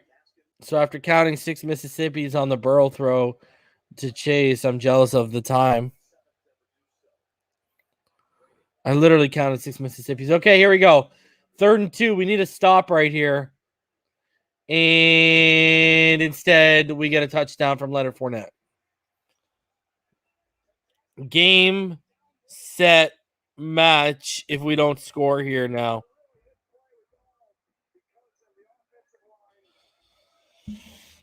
Just the push to that right side. Yeah. Baker washed out. X has a chance to make a sack, but he just gets ran through. 13 plays, 75 yards, almost literally 6:59, so 7 minutes off the clock. 30-17, extra point is good, making it 31-17 right now in the 4th quarter.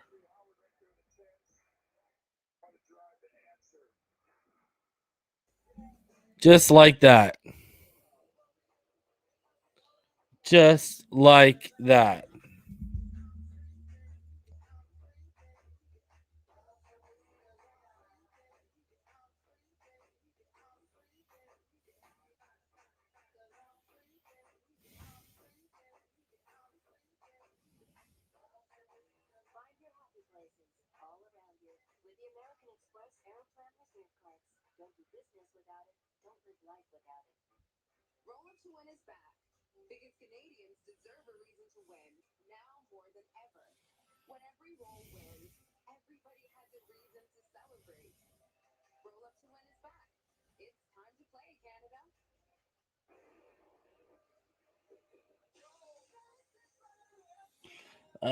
This is just a weird feeling right now.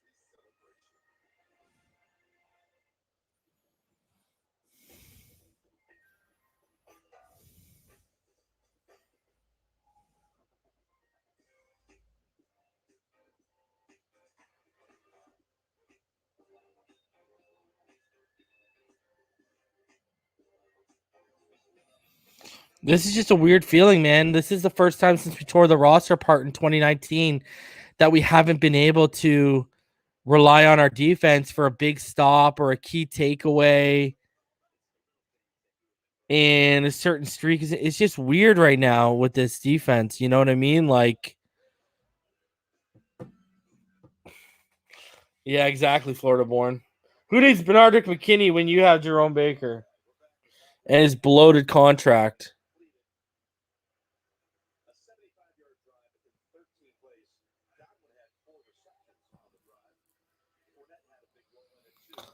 Little Logan being the ray of positivity and sunshine, saying tons of time, 15 minutes left. He's correct. He ain't lying.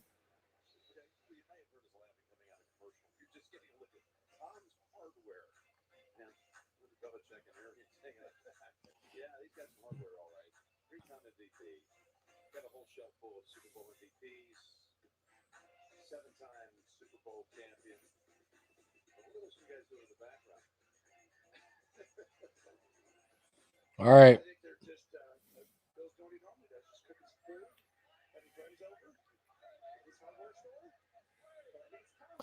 First and 10 here from the 25-yard line.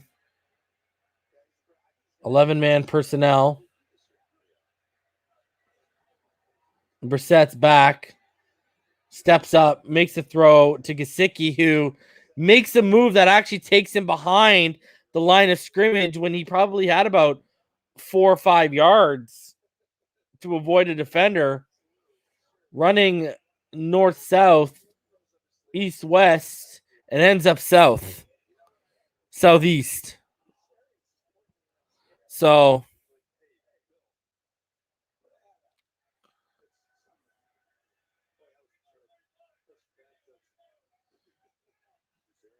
here you go, the shotgun. Brissett. A bad throw to Waddle. And that was not a drop. That was a bad throw. And now 3rd and 10. You can feel the air coming out of the Miami Dolphins right now.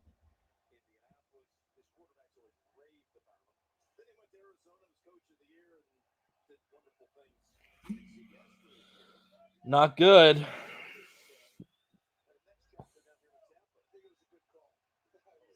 Waddle motions inside. Brissett steps back. Got all the time in the world. Goes deep. Overthrows Preston Williams. Instead of trying to get to the sticks, reset the downs, he goes to the deep ball. And Preston Williams actually did stack the corner that was covering him, but just a little too much under it.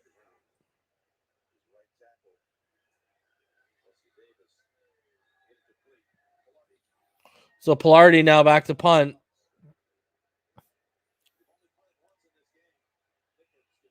Whoa. Mac Hollins pushes the Buccaneer player right over the ball carrier. And now Mac Hollins is literally flexing. Bro, we're down by 14. I don't know why you're flexing and trying to stunt on these fools.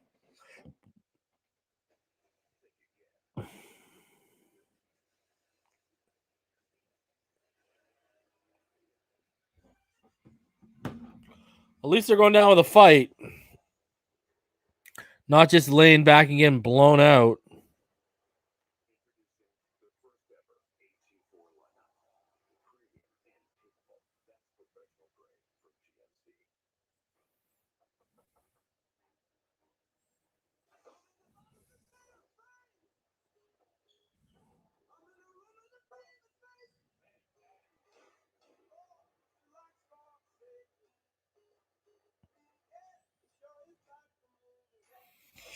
Jerome Baker is getting roasted right now. I love it.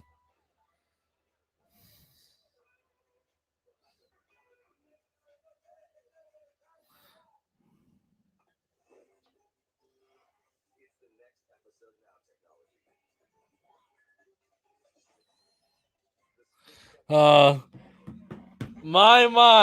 I remember that day too. I came back. I took my daughter, me and my friend took our daughters to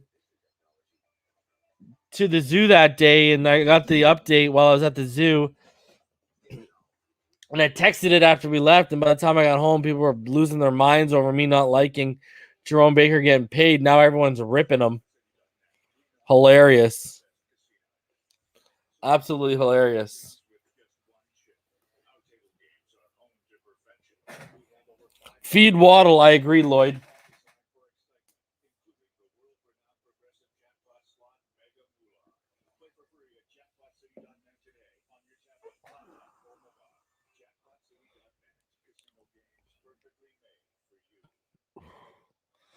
Well, the reason why it is Baker's fault is because I get what you're trying to say, Cash. They signed him all that money and they increased his responsibilities. If you go back to last year, the way they're using him now, they actually did use him that way for the first couple weeks. Then I came out with my video. You can go back and watch it. I said, he's not a Mike. You need to use him as an off-ball blitzing linebacker. Then also blitzing between the defensive linemen on the line of scrimmage, etc. They started using him like that, and bam, you got the production out of him. But they paid him that money. They expect him to take another step in the with another offseason year under his belt with Flores, and he's not taking it. That's the thing. They're expecting growth and development. Huge first down by Ronald Jones. They needed 10. They got like 15. So it actually is on Baker. He's not taking these steps he needs to, because Baker's been bad all season.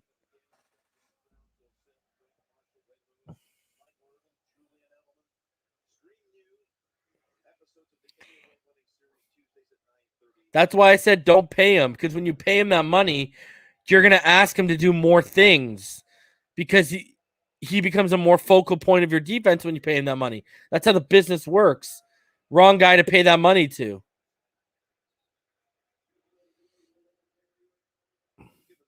He's a 4-3, wide 9 outside linebacker. That's what Jerome Baker is. And they figure Jerome Baker's like 24, 25, so they're probably expecting him to take that leap, and he's just not taking it. So right now, a certain streak is in shambles with 12:45 left. 2nd and 5.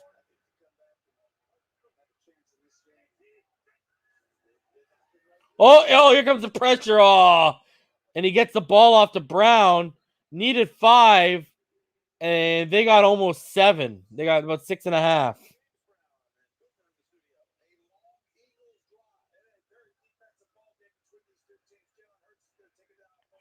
Brutal.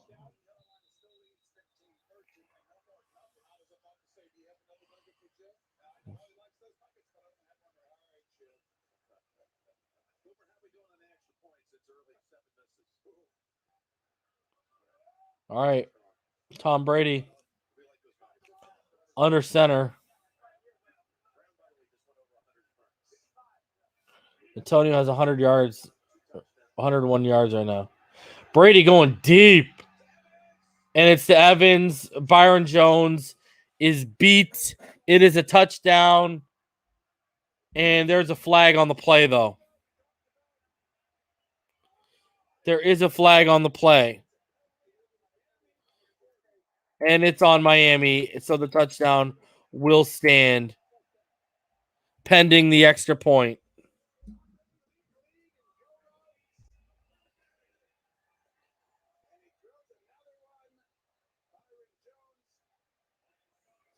Ouch.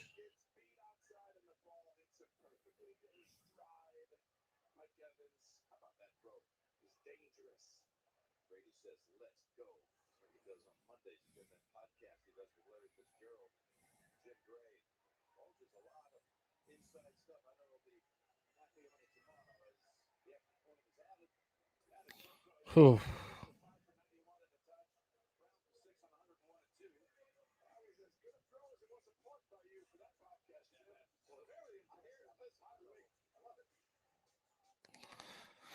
Starting to get ugly, people.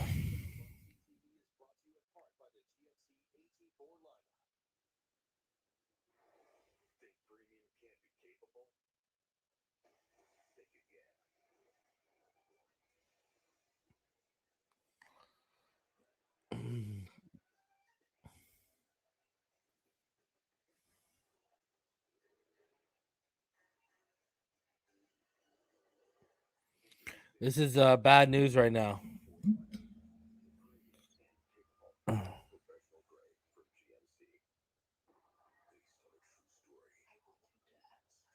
Uh.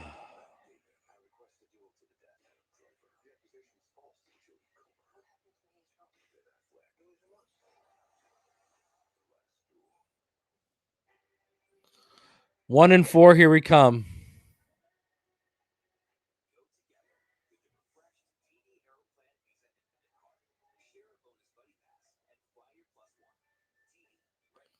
Don't even know what to say anymore.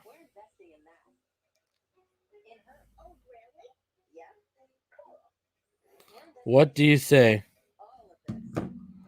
What do you say?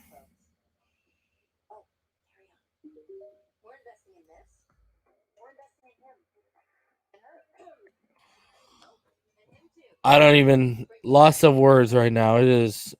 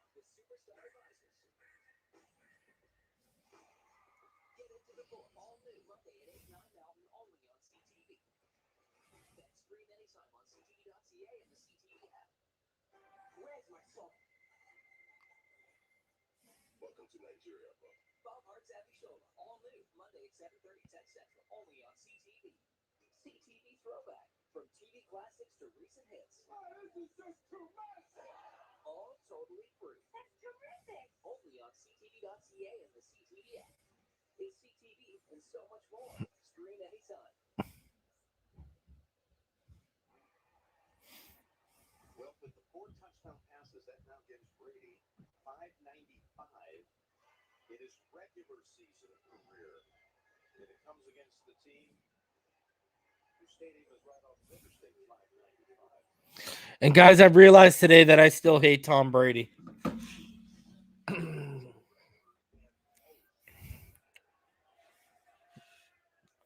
It's official. I still hate Tom Brady. Can't wait to see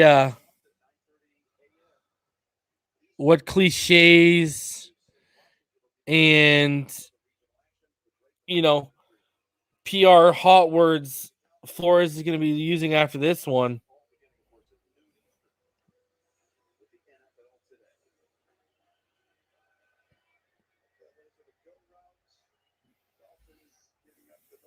First and 10. Brissett. 10-man personnel. Fake to give. Looks it off. Eichenberg almost got beat there. Jason Pierre-Paul was coming free. And then it's completed to Salvin Ahmed out of the backfield for a first down. Look at how easily Jason Pierre-Paul swatted away Eichenberg's hands. Holy jeez.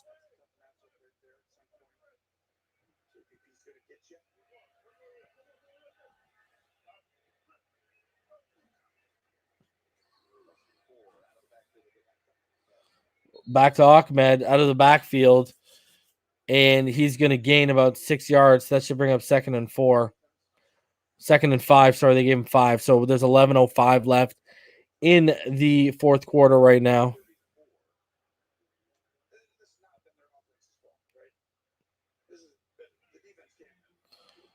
The Buccaneers have 447 total yards on offense right now. The defense is just... And there's the interception off the hands of Waddle. And that will officially close it down.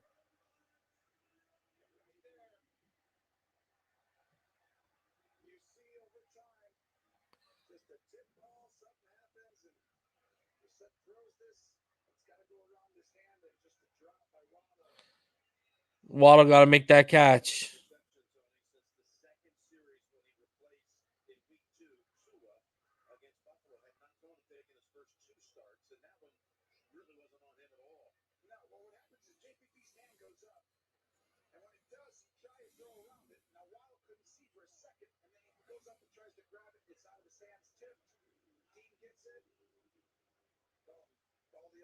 That is it. The fat lady is tuning up to sing her song.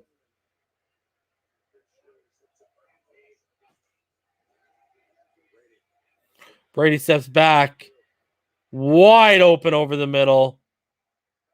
Tyler Johnson, the former Minnesota player.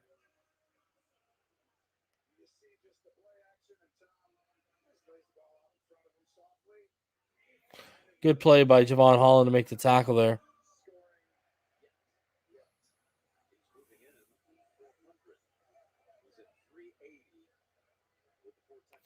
Like, they're not even running the ball. They're like, we're just going to throw it down your throats.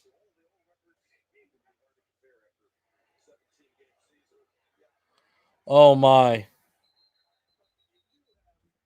And Tyler Johnson again.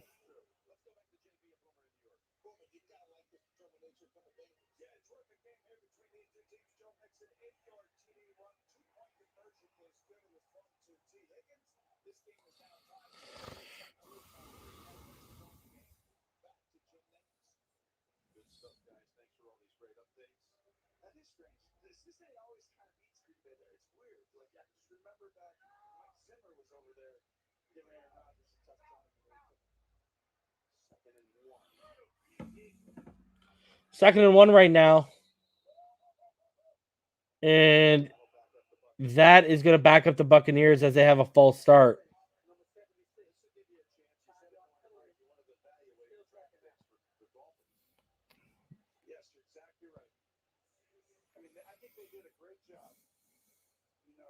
Pyro trying to be the beacon of darkness in this community.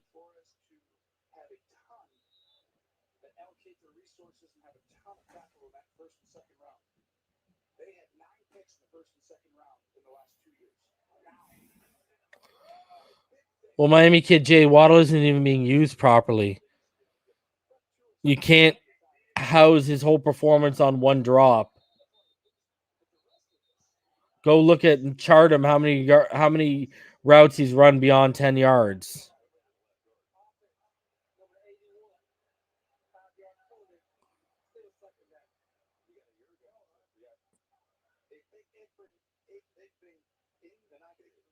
And all of Chase's touchdown passes or receptions have been on like go routes. Today, he caught his touchdown pass. I counted. Joe Burrow had 6 Mississippis before he made that throw.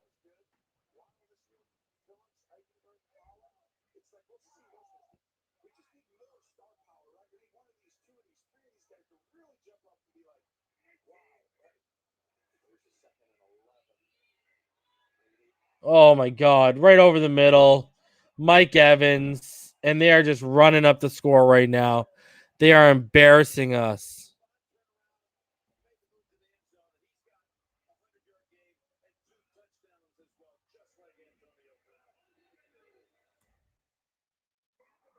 Wow. Wow. Unbelievable right now.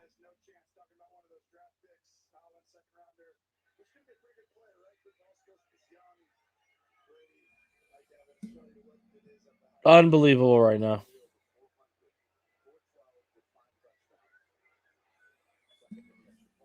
Jeez. Extra point is good. I said 34-17 Bucks. We've scored the 17, but they've scored 11 more.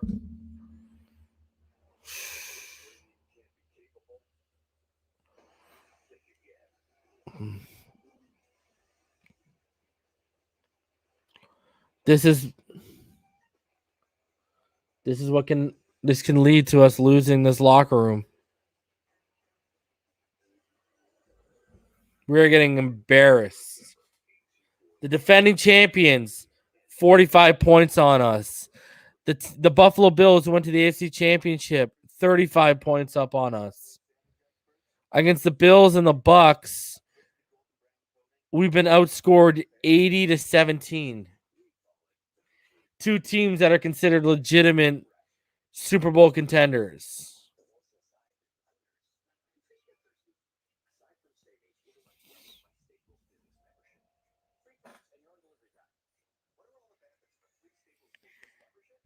It is a wrap.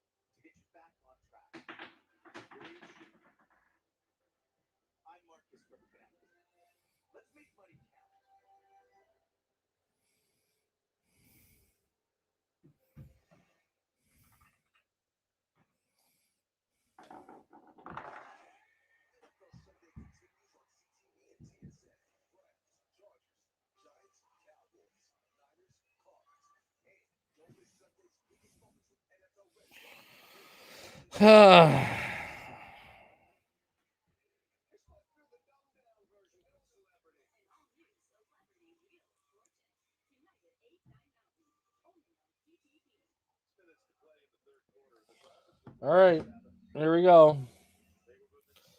The Dolphins are getting the ball back. The pain continues. And that is a touchback, so it'll come out to the 25.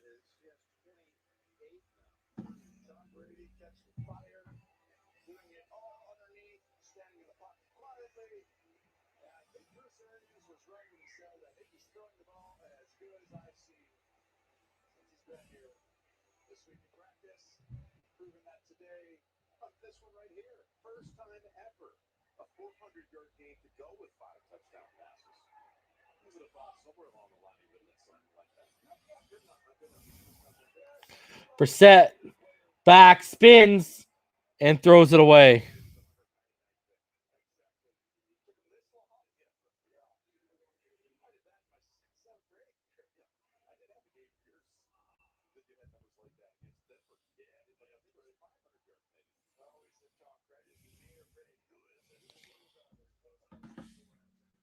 Yeah, you're seeing the Kraken now, ball game. All right, 2nd and 10, 8:52 left in the fourth. The pain continues. Brissett steps back, steps up, makes the throw, and looky, he finds Durham Smythe over the middle. Huge reception for Durham Smythe. Manny, Brissett's not the problem. You don't even need to make a change right now. He's not the issue. 1st and 10, 8:25 left. Ooh.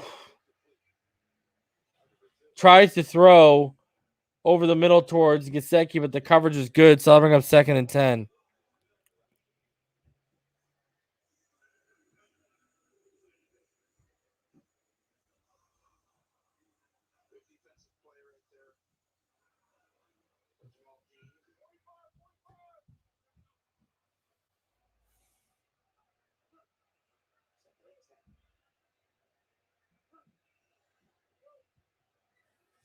Brissett now, 2nd and 10 out of the shotgun. They're going to hand the ball off to Gaskin. Gaskin going to get about 6 yards. So I'll bring up 3rd and actually going to give him 5. I'll bring up 3rd and 5.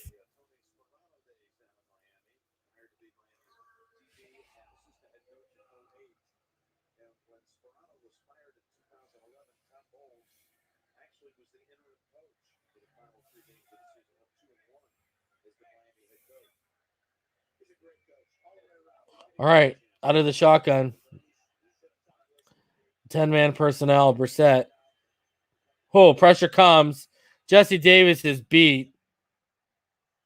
Brissett is demolished. Jesse Davis legit going to get someone hurt out here.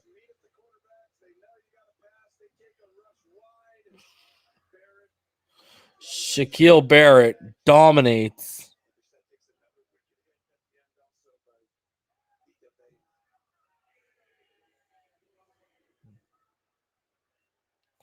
Fourth and 13.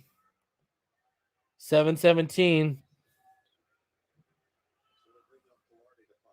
Down by 27, but we're punting. Why not, right?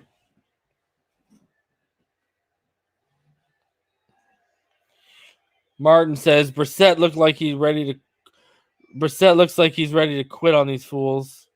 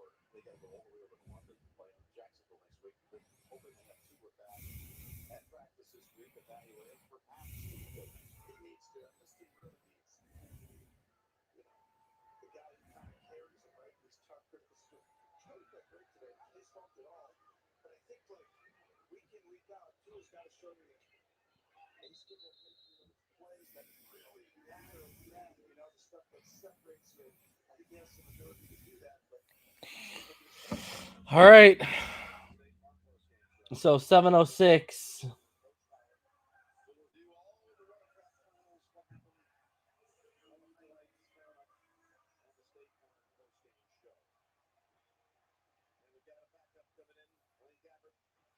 Blaine Gabbert is now in for the Bucs.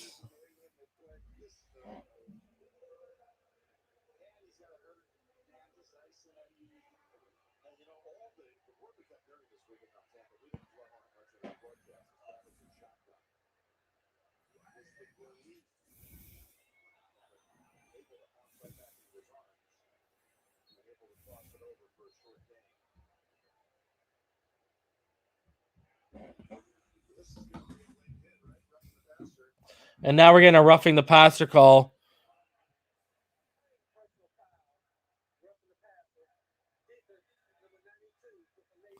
Zach Seiler hit with the late hit. Guys, if Blaine Gabbert lights this defense up, Lord help me.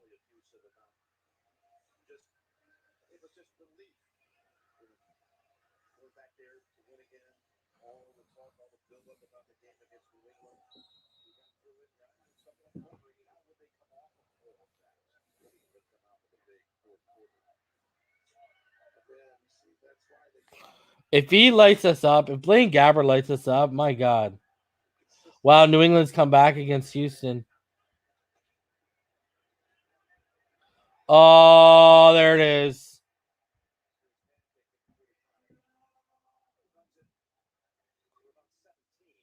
Oh.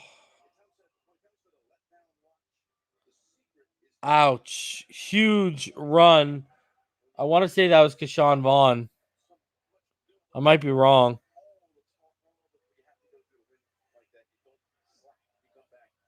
Unbelievable.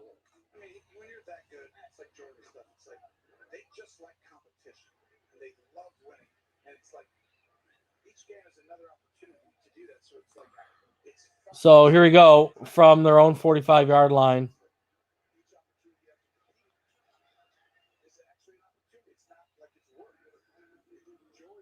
They're going to gain another 4. So that'll bring up 2nd and 6.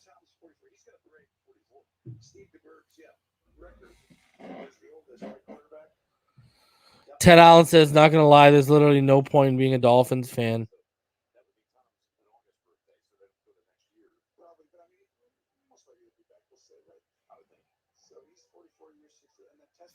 Sorry, it's Giovanni Bernard that's being ran, not Keyshawn Vaughn. I apologize.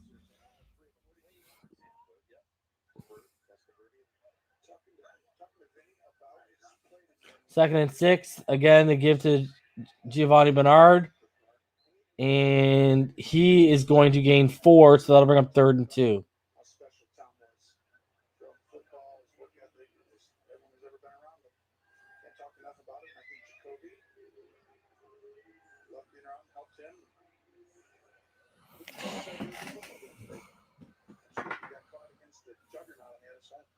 So tell me a little bit more about number 14 when he was at Tampa.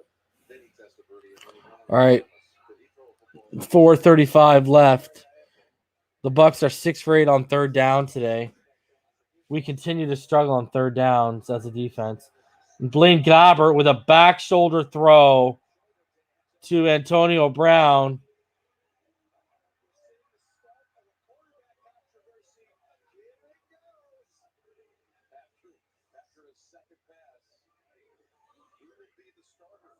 What a catch by Antonio Brown. Wow. That was a great catch.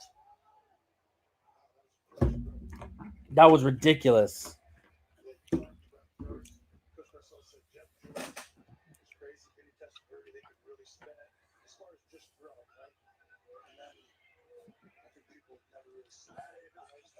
Gabbert pitches it on the toss to Giovanni Bernard to the right side. He's actually going to lose about a yard.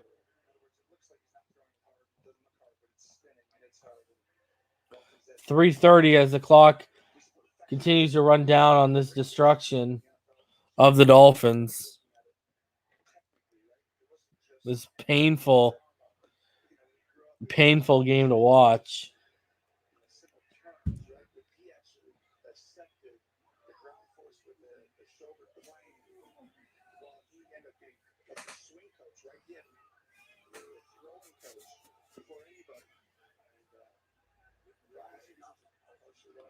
Gabbert, play action. Wow. Pressure came. He got it out underneath, and it was just dropped by McElroy. Just a lack of focus, and that caused the drop. And the Dolphins take too many men on the field for 5 yards, and now we got to replay the down. What it like?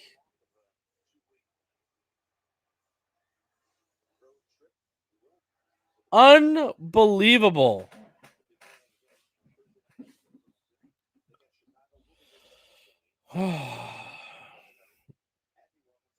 This is unbelievable. You're even taking dumb penalties. 2nd and 6. We're helping Blaine Gabbert. They're going to run it. They're going to gain about 2, so that'll bring up 3rd and 4.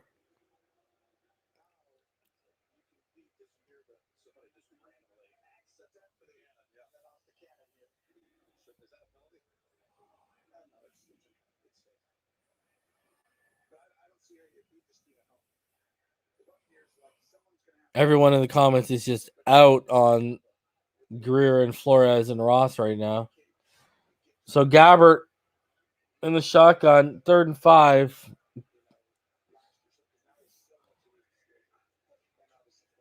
They're going to fake the handoff. And he finds Tyler Johnson all the way down to the 5-yard line for a 1st down. Blaine Gabbert is moving the ball against this defense right now.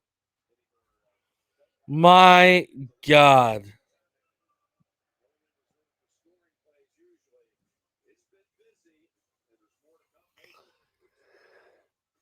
Whoa. Like,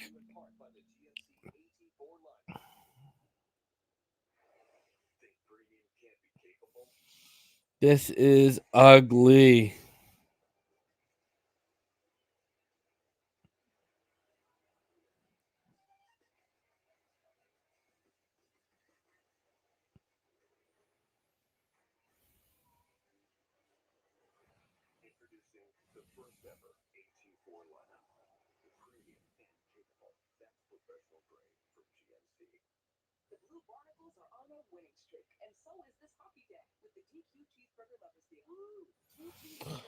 Whew.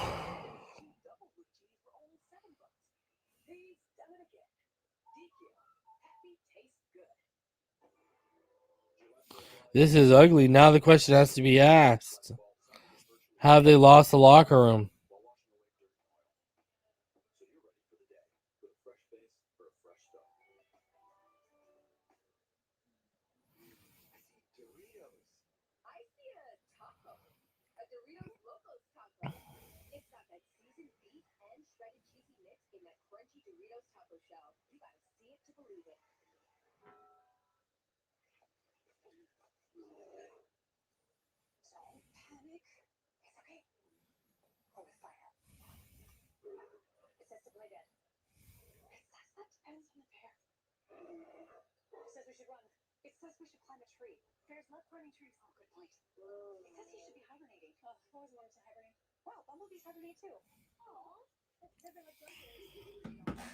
Oh, man. You got to ask yourself, are they losing the locker room? Like I said, my biggest worry was them losing the locker room before Tua even got back.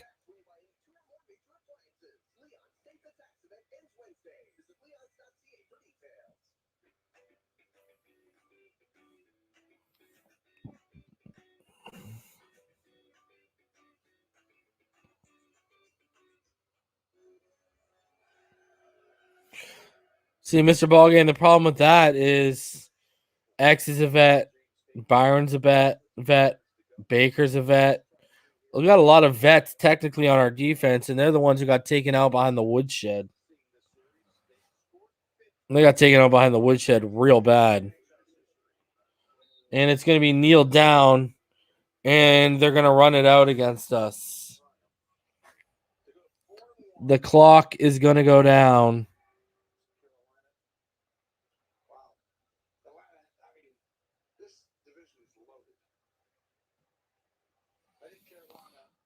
Ugh.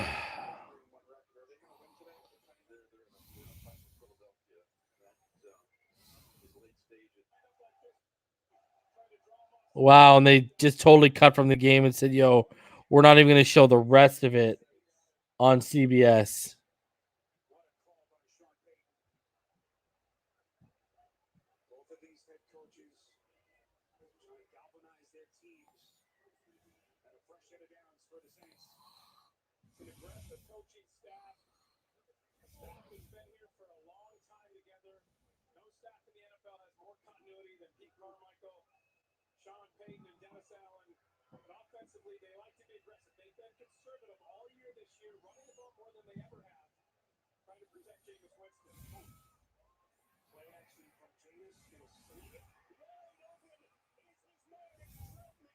They literally took it off my channel.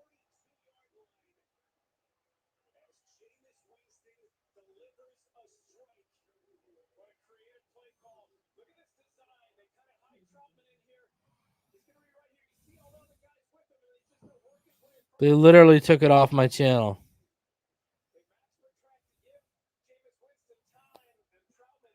Wow. They literally said, yo, this game is so bad. Get these guys off my TV right now.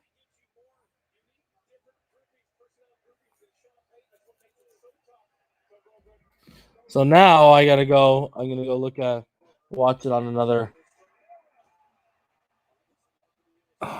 Go through these last couple of minutes. They literally said, yo.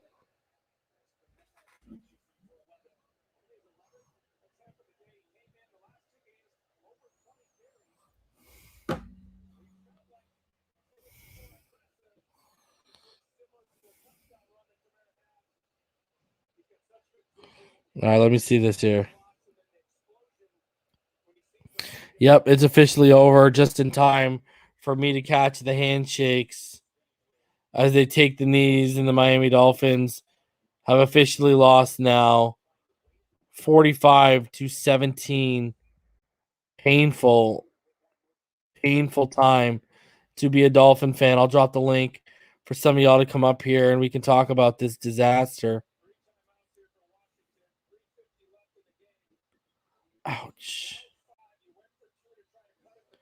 Cash ball game.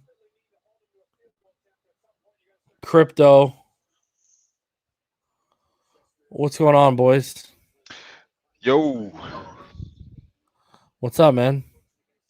I mean, O-line look better.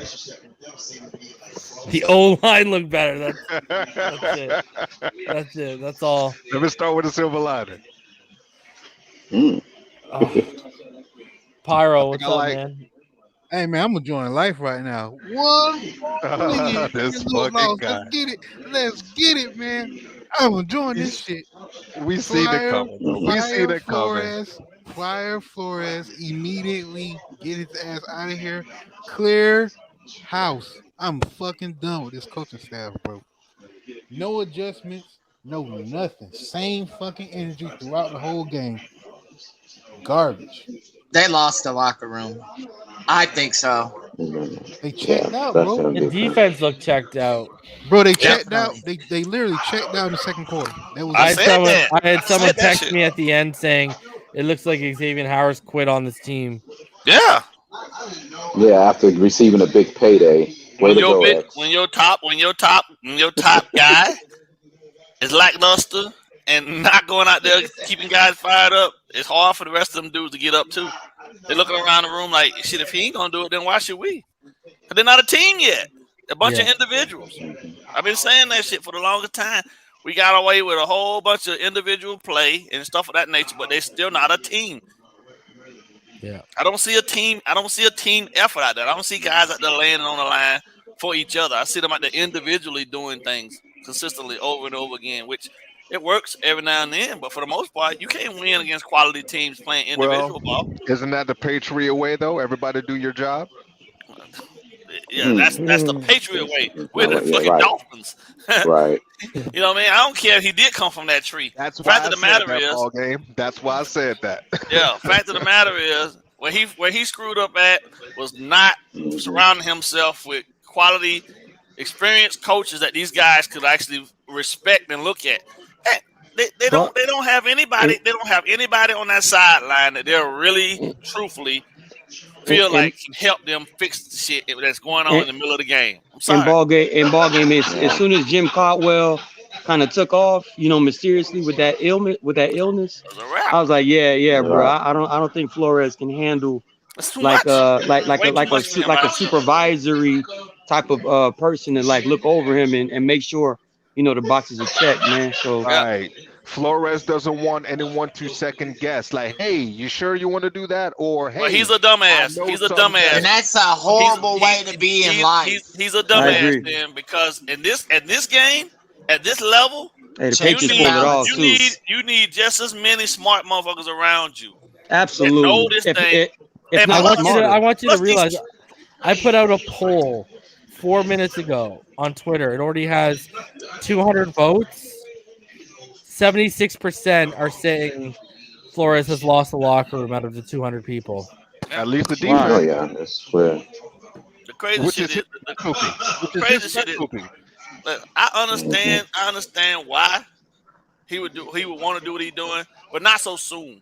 You can do that shit after you get things going in a positive direction and you get the ebb and flow going the way it needs to go, right? When you get momentum built and you build some wins behind you, some quality wins, beating playoff teams, not just scrubs, you know what I mean? But beating teams that nobody gives you a chance at hell of beating.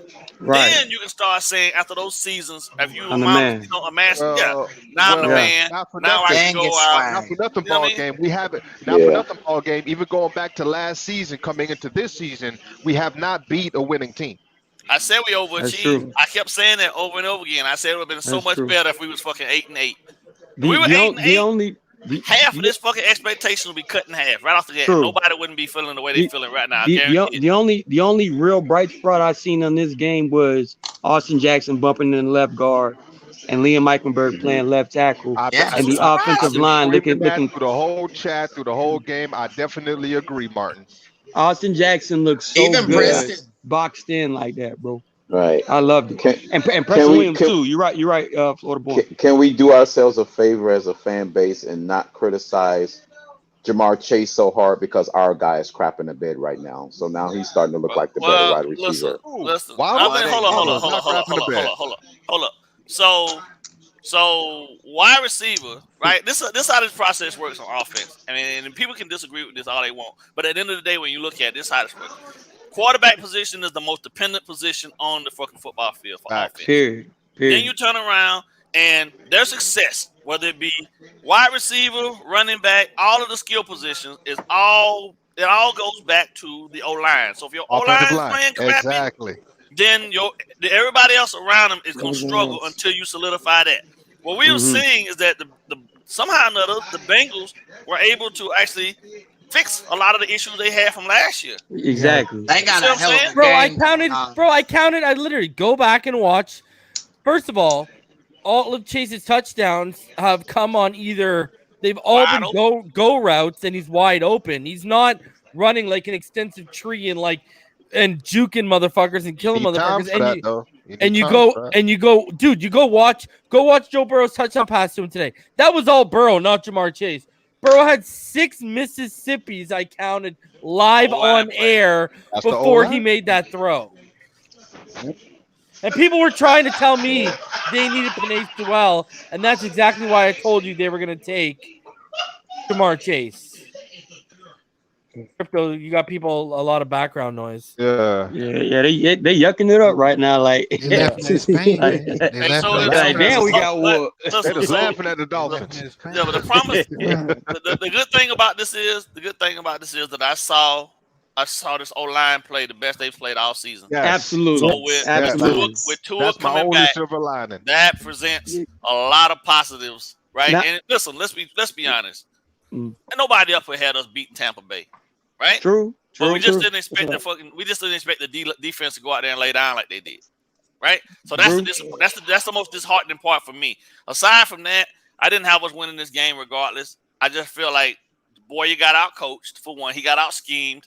They manufactured space for their receivers through formations, and nobody can tell me. I mean, I'm not knocking AB, but AB ain't going. AB, come on, man, like real talk. Like this ain't AB from 8 years ago. Pittsburgh, but he's still effective because the formations that they use put our guys in conflict, and Boyer wasn't smart enough to fucking fix it. Route combinations. He wasn't smart enough to fix it. I can't say this though. I did see some better combinations and route concepts and schemes in the first quarter compared to what I actually seen in the second. The first half compared to the second half. On offense, I actually did see some different kind of route scheme. I see some rub routes. We got some flags called on them, but I don't think we're used to running those. So I at least like the direction that the offense is going. Martin touched on it. I like kicking Jackson in. I think he does better in a phone booth compared to being in space. So I think coming back to ball game, I think you're right. I think that the combination that we have in the offensive line is positive moving forward. Can you guys stop? The offensive line was not the issue today. Stop. Hold on, Pyro. I gotta call it like I see it, baby. I like it, bro. Stop with that positive shit. We are trash. We are trash. All around. DP7 says reason. Let's not forget we don't have our 2022 first round pick. We should change our name to Miami Goldfish. Ooh. Wow, that's disrespectful, but very true. Well, very true. The Bengals, they might beat the Packers. Bro, it's a hell of a game. Mason Crosby has uncharacteristically missed 3 field goals this game, bro.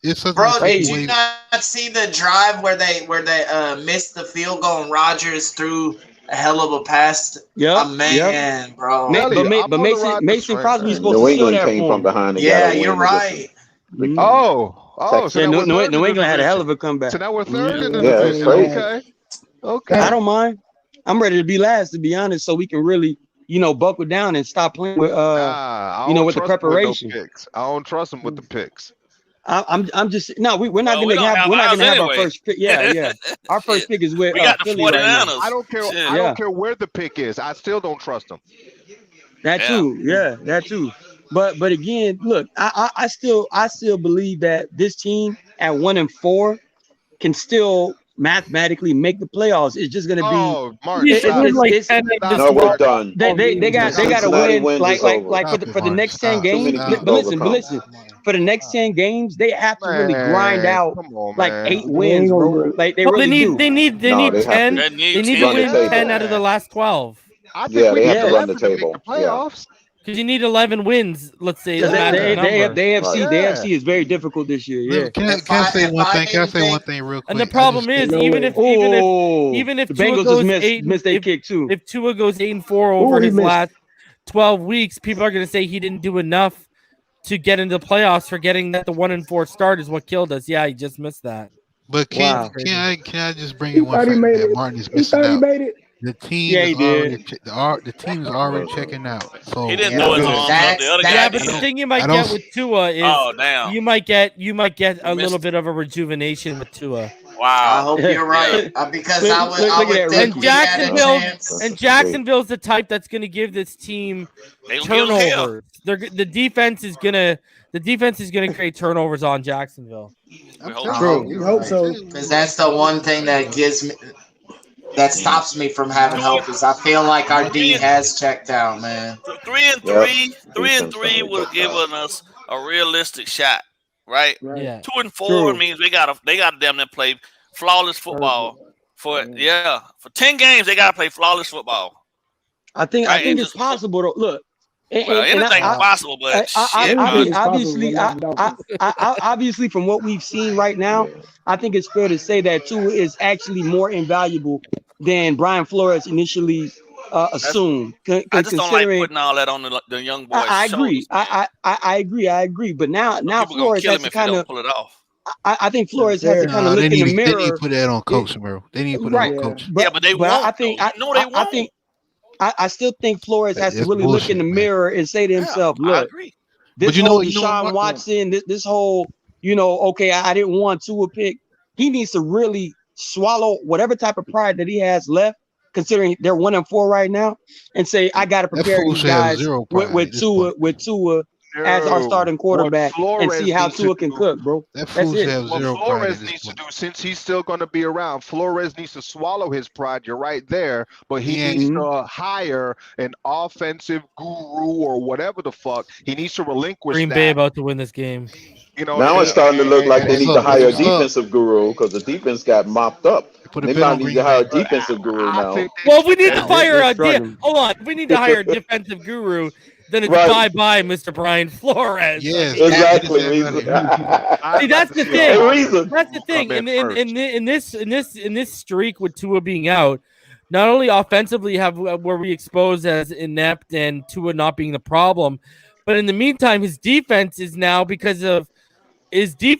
starting to get exposed now on top of it. So I think he relinquished. There's gonna be nothing left to hang his hat on right now. I think he relinquished all the play calling abilities. Reason, I got in my opinion. Quick question for you, Reason. But here's the thing: but as a head coach, you can step in, and especially a defensive genius that knows his personnel, you can step in and take the play calling at halftime. He didn't do that, obviously. But he don't. But he, Can I say? Well, that's coaching. That goes on his too. Reason, it's starting to look like Reason. Can I say one thing? Hold on a sec. Crypto's trying to say something. Go ahead, Crypto. Okay.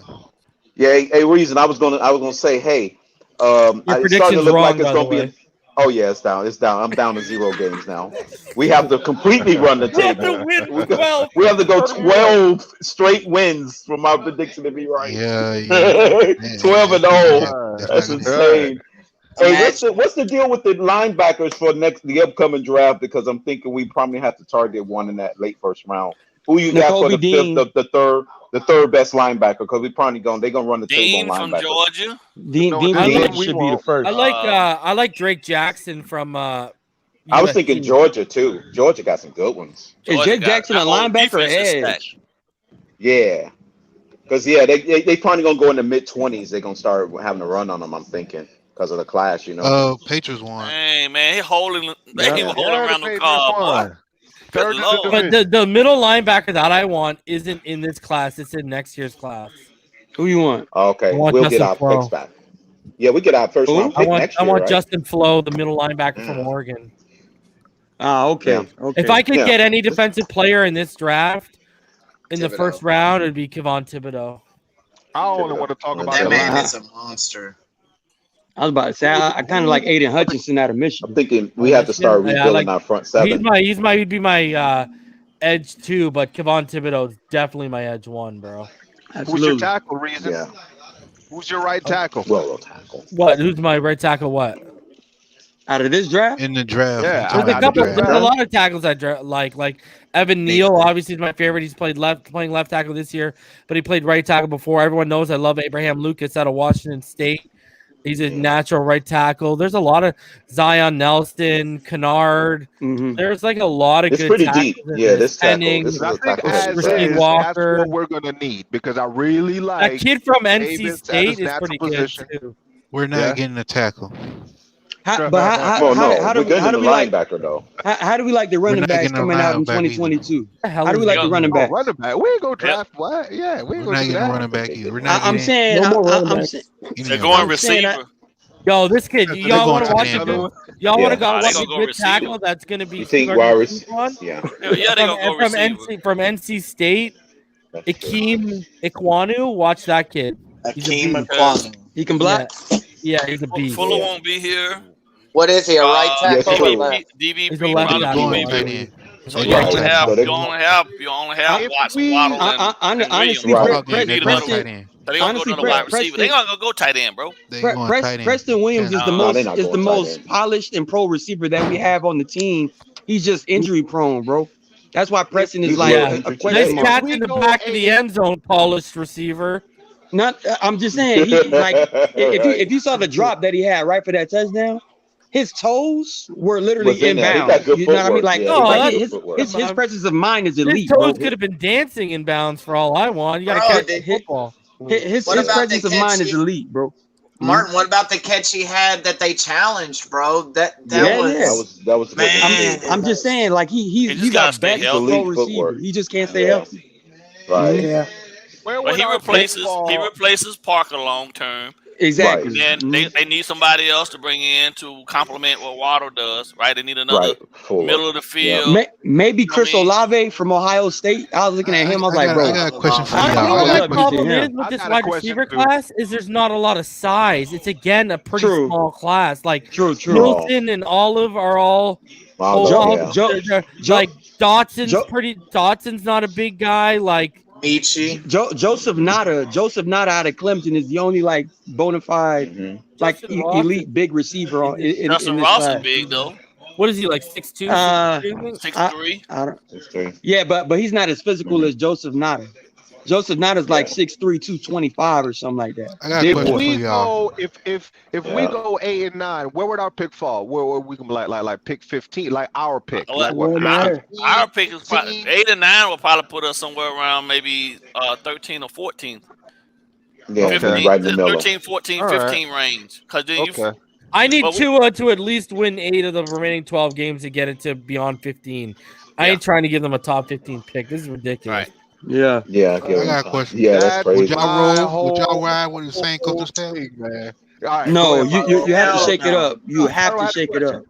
He got to bring in some. And Ross needs to call Flo and say, if you want to keep this job, you need to bring in another alpha on that offensive side because this shit ain't working. I agree. Yeah, Bill O'Brien or Flores needs to go back and give another year. He needs to coach the defense himself. Yeah, he needs to be the caller. Flores needs to step down and become the defensive coordinator. Is what he needs to do. That'd be nice. Promote somebody's how about this? How about this? A little plot twist. What if he was calling the plays? No. Oh, I'm just trying to happen, Pyro. Yeah, bro. If he was calling, and he clearly, you saw it, right? Even in the game, he has Boyer standing right there on the sideline, right next to him. Boyer's not even in the box. Ball game. I'm just trying to shake it up a little bit. I'm just trying to. Yeah, he's on the sideline. He's on the sideline, standing not even 5 yards away from him. I'm just being devil advocate right now. If that ain't fucking total fucking control of the process, I don't know what else is, because like. I don't know too many defensive coordinators can call defense from the sideline because you got to be able to see the field. Right. being on the sideline in itself kind of limits your ability to see what the hell they're doing formationally. So and then that's all bad.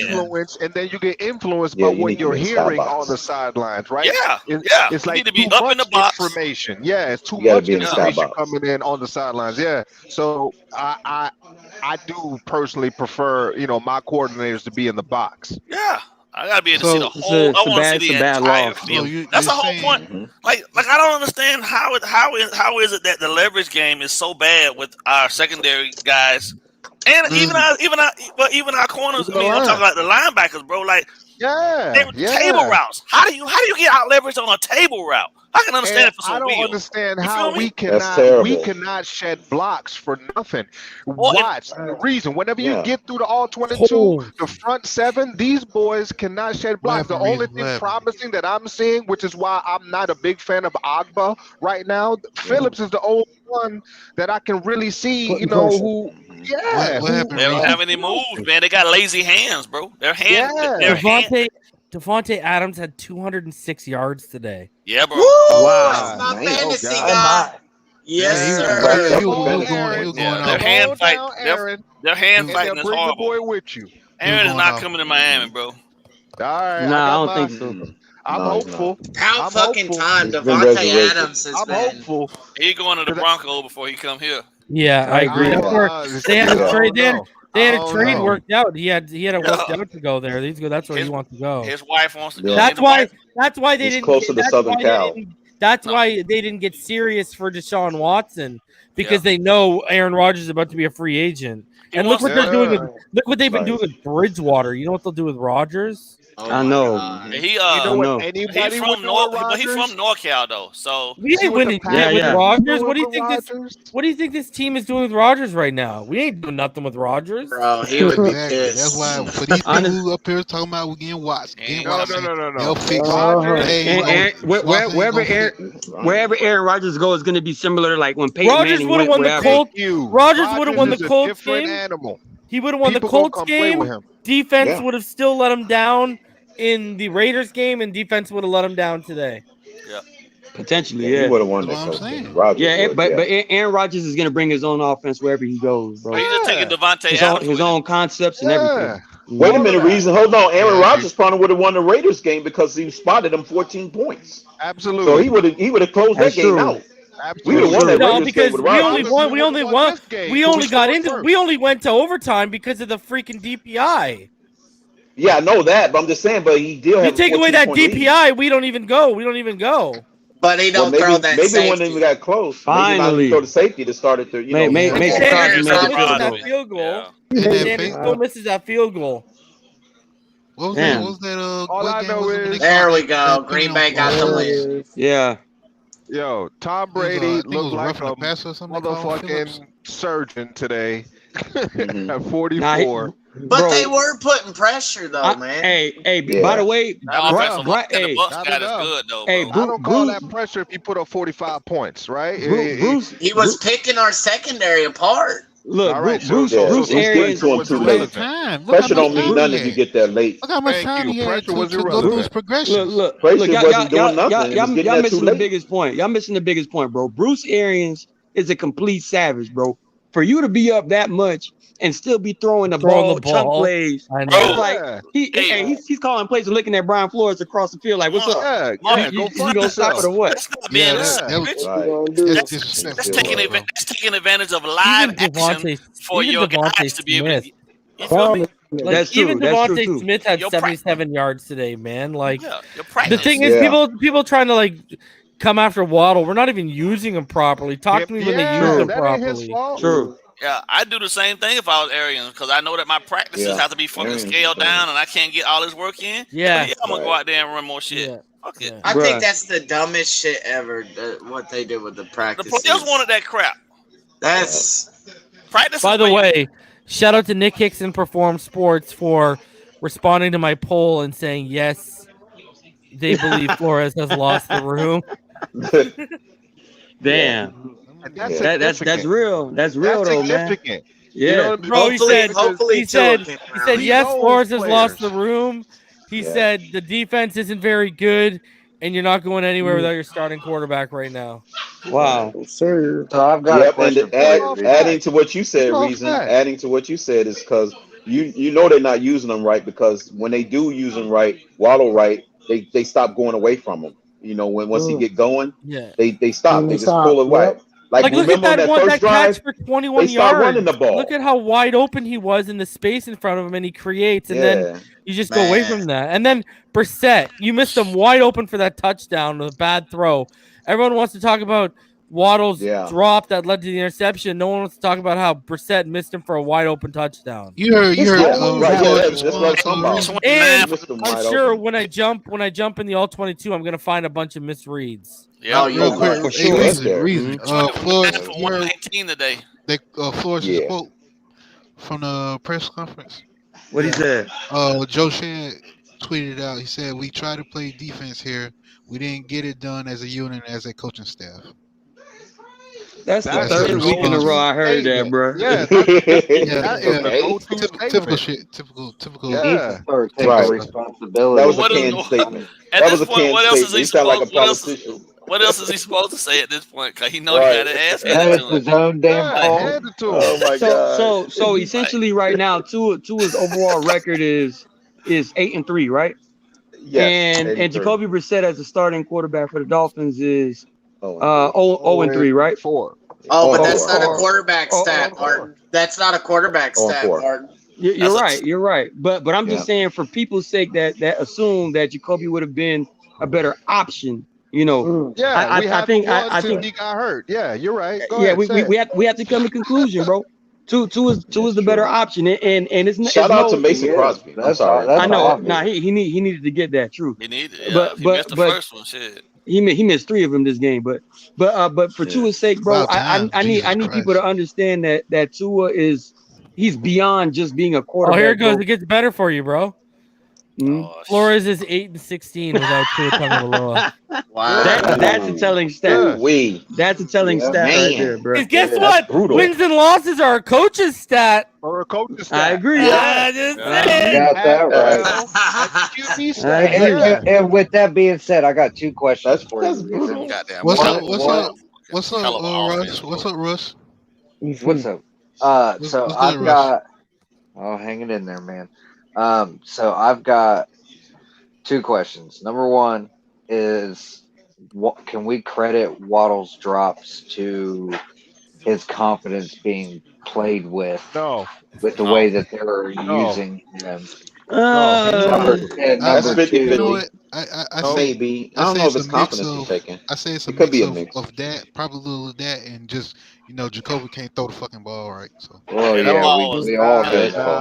Anytime a receiver has to damn near go outside of his frame to catch the ball, that's not always on the receiver. But people rely on that whole notion. If it touch your hand, they should catch it. You made the catch, That's not always. It's a misnomer. Like, It's a misnomer. There's a such thing as bad throws, really bad throws by a quarterback, and Jacoby has had his share of really bad throws. Yeah, a throw is strictly based on placement and velocity, and sometimes the placement can be off, and if the velocity is there and the placement is off, you can potentially miss it. So that's how Albert Wilson got hurt. Placement, right? Horrible. Cowboys just have Taylor Henderson says this is really on the play callers. We need some changes. I agree. I agree. Yeah. So the Cardinals don't be a problem. The Cardinals a problem. The Cardinals are Super Bowl contenders. Yeah, they Super Bowl contenders, bro. Kyler Murray, the Arizona Cardinals wide receivers is stupid, bro. Like you can't have AJ Green, DeAndre Hopkins, Rondale Moore, and Christian Kirk on the same team. Christian Kirk, come on, bro. That's not fair. And who they got as QB? Kyler Murray, bro. Thank you. Most of what they do is Kyler Murray rolling. That man is a beast, bro. I love Kyler Murray is like a road runner with an arm, bro. Like it's ridiculous. Yes, but most of that big play, explosive play, you're gonna see him outside of that pocket. Kyler Murray is a whole fucking problem. For sure. As like a little tank. He's like a little freaking tank, bro. Yeah, they're a problem. They're gonna be a problem, man. Because he can throw. He can throw the ball too. Hey, but again, Christian, at least it look good for our pick though, because 49ers ain't looking too good. That's what I said. Hey, they got to play Arizona one more time, and they got to play LA twice. And I called it way back when we were doing the draft. I was like, I hope Garoppolo gets hurt so Lance can come in and just have his rookie blows as he goes, so we can get this pick right. Top 10 pick. I'm just saying, with Arizona's receivers, bro, Christian Kirk is probably their fourth option at receiver, but he can beat a number 2 cornerback, bro. That's the crazy part about what they're working with Arizona. But now considering that Arizona's defense is starting to catch up, bro, they're legit Super Bowl contenders, dog. Like there ain't no way around it. It's the real deal. And then it took him a whole season, right? Yeah. For them to figure out, Joseph got them playing real good. Right. Yeah. Mm-hmm. Yeah, it took ball game. He had to acclimate. He had to get his shit together. But like, there was no doubt about his athleticism. It's just, can they coach him up to do what they need to do at this level? And now you're seeing it. Like, Isaiah Simmons sideline to sideline. It's hard to hell to throw in the middle. It's hard to hell to throw in the middle of the field on him because he covers everything. Yeah. The best. He's a weapon on defense. Game. Yeah. Mm-hmm. Well, yeah. And then you got Buda Baker, Chandler Jones. Were these guys on the board when we could have picked? Just a question. Simmons? Any one of them? Yeah, Simmons was. Yeah, he was on the board. Said, oh, okay, all right. I didn't want to say that too loud or ask that question too loud. But again, though, you're talking about Kingsbury, who didn't go full crazy and getting rid of everybody on the staff. He kept the experience. So young. Right? So you got young guys with experienced as coaches, and they coaching these kids up. It is clear to say that the teardown and the rebuild is unsuccessful. It is clear to see. I think so. I disagree. Week 5. No, I can't say that yet. But I disagree. I honestly think it was rushed. I think it was rushed, not unsuccessful. Yeah, but I believe it was rushed. Considering Tua specifically, he should not have played so early last year. Considering that he was still not 100%.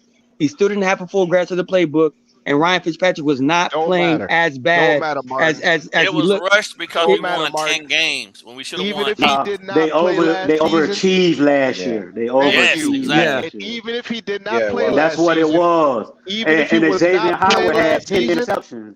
Yeah, even if he was not playing last season, he was still going to be in game 2 against the Bills, and Davis was going to get blown up, and then got him blown up. It was still going to happen if he played last season or this season, because the same line is the same line. But I still the rebuild is over though. I think we still. It ain't over. Like how long is this rebuild supposed to be? 3 seasons. At least 3 seasons. You need 3 full seasons for it to be. Well, it ain't a full. The full season ain't over though. Come on, quarterback got knocked it's down. Not. And technically, the 5 and 11 season. Right, you bringing in that draft class, right? Then you go into the next season, right? Which was like the first last year, right? Yeah. So that's technically we're still not there yet, right? Which is why. But here's the problem. The problem came in when we won by luck 2 games that we shouldn't have won. Had we been 8-8, nobody would even gave a shit, bro. But you leap in. There's so many other people, so much other shit come along with winning 10 games. I don't believe that either. If we went 8-8, believe that all you want. But when the last time you tell me? Hold on. If we went 8-8 last year and showed up and do what we did this season, we would be talking the same shit. Hold on. Tell me when was the last? If you could tell me the last time you've seen a team go from 5 and 11 to 10 and 6, I'll wait. Okay. It's been a while. It's been a while. No. I'm saying that I'm trying to prove a point. Generally, teams show success 2 games, maybe 3 games of what they did from the previous year if they're moving in the right way. But 5 games, doubling up what you did the previous year, you don't see that type of shit. So when you see it, hold up, it doesn't matter. Because nobody wants to hear that it was luck because you did it. But when you look at the analytics of it all, We got lucky with 2 games that we shouldn't have won. Look at Moore, bro. Moore's team was not. This team was not a true 10-16. Yo, dude, the thing was our defense. Listen, we had a recipe for like borderline historic success in terms of we were the number 1 defense on third downs. Yes, we were the number 1 defense in the red zone. Right.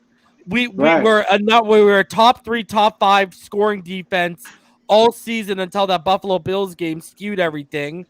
Like when you flirt with those 3 things and being top 3, top 5 in each of those categories at the same time, you're gonna win games. You're gonna Thank you. Well, special teams let us down, right? Special teams let us down. Like the Raiders game, they let us down. The Bills game, they let us down. He's a beast. Like, Jason Sanders let us down. No, if you go look at the Raiders game. The coach let him down. Go look at the Raiders game. Special teams isn't just kicking field goals. He stayed in too. You can look at the returns we were allowing in those games too. Yeah, big time. We got 2 fumbles on special teams already. Oh, he stepped out. Don't matter. Dang, he stepped out. Still lost. But that ball across the plane though. It was, but they gonna call that left foot. The left foot. Yeah, he was out. Rondale Moore though. Ooh, Lord. And he's a beast too. But again, look, even with how the Cardinals are using Rondale Moore, right? So how they used him? Man, look, we got a weapon just like that, but we're not putting him in the proper situations like how we should. That's so considering you throw him a swing route at the backfield, so they're forced then at that point to play a linebacker on him or a safety. Yes, and that's a mismatch, bro. And again, Jalen Waddle's long ball speed, bro. You're supposed to run him early, run him deep early, bro. Run him deep early. You can get the second quarter, run the deep overs underneath. Like you can really use Waddle the proper way. They're overcommitting to try to get him in space instead of trying to get him to beat the receiver. It's always there's too many. Every time we get a good player from college, they come to the Dolphins and they always just go down. They crumble. We're too conventional, bro. There's too many good athletes in the NFL defensively for you to assume that Waddle's just going to be a joystick out here. Put Waddle in those space situations and let it happen. Watch that second level speed. Look at that. That's a fast because their offensive plays calls and their schemes, their route combinations is way more dynamic than what Godsville and Studsville or whoever the fuck their name is and Charlie Fry. Their combinations and their look how innovative that play call was. Way more dynamic. You see that? I agree. You see how innovative that play call was? Should have got Sewell. Should have got Sewell. Nice block out. And then got more. How do you? Look at this play call. Our offense ran a couple of rubs today, and some players got open. Go figure. Single back dudes. That's what happens when you try to be creative. Lance is in and he's thrown an interception, so the pick might fall. Let's go. Yes, sir. Let's go. Let's go. Single back wing, single back deuce close, zig, freaking halfback toss. Who the fuck runs that? But and they got it. There's nobody within 8 yards of the fucking running back on it. That's crazy, bro. They got the personnel to do it. Hey, Ballin, you saw Rondale Moore, bro. I did. I saw. You saw that? You saw how quick he turned that corner? Yeah, and got to the second level and was gone. Reason talked about it. I think Reason liked the combination of Sewell and then Rondale Moore coming back in the second round. Yeah. Look, but again, we're here. We're here talking about it, and we know exactly what to do. But whoever's working in the Dolphins front office is clearly coked out and never really watches like film to say, look, Miami, for real, because everything that Reason addresses off season is exactly what's showing up as a detriment for our entire losing streak. And he emphasized this, and we go into the draft. We're waiting at number 6. We're all saying Panay luxury pick. You know what I think the problem is? Even if we'd have won that combination with Reason said, we would have found a way to misuse Rondale Moore anyway. Probably. You know what I think? I think the problem is that coordinators, right? Coordinators are products. They're products of what they've been exposed to and what they've seen throughout their careers as well. And unfortunately, when you got a tight end guy, tight ends work short to intermediate areas of the field, right? Right. Yeah. And then running backs work what? Backfield to the intermediate areas of the field or short areas of the field, right? Mm-hmm. They don't conceptually, you don't see a lot of those guys worrying about doing 20, 25-yard chunk plays down the field. True. Kingsbury, on the other hand, when you look at their offense is designed around striking you deep, and then getting you out of the box so that they can open up everything else for their playback. Exactly. See what JoeyShotz just said this ball game? Jerome Baker is one of the most positive, upbeat people I've ever met. See, he seems downtrodden at the moment. Yeah. Well, he got exposed today. He got exposed. He's been getting exposed since the season started, bro. But today was very, very bad. He got exposed. Like nobody. Xavier Howard run across the see it on his face. Leonard Fournette got his school lunch money, pretty much. The thing I think that if it were me, all these linebackers would be fucking Jones. No, all these linebackers would be for the next couple of weeks. They will be running nothing but inside, outside leverage drills with the safeties. I'm about to say, bro, just say hamburger drills, bro. That's what they need out here. I'm just saying though, because you can clearly see he's not a cover. Even on that picture where he ran the angle route, right? Who was it? Giovanni Bernard ran the angle route, right? Yeah. Why would you line up outside to give the guy the inside? Right? The easiest play in that whole process is make him have to go wide, and then he's got to come through you to get open. But Baker's alignment, he was outside, so all the dude did was plant his foot in the ground. He's inside, he gone. That tells me, I'm not gonna make excuses for him, but that tells me he know what the hell he was doing.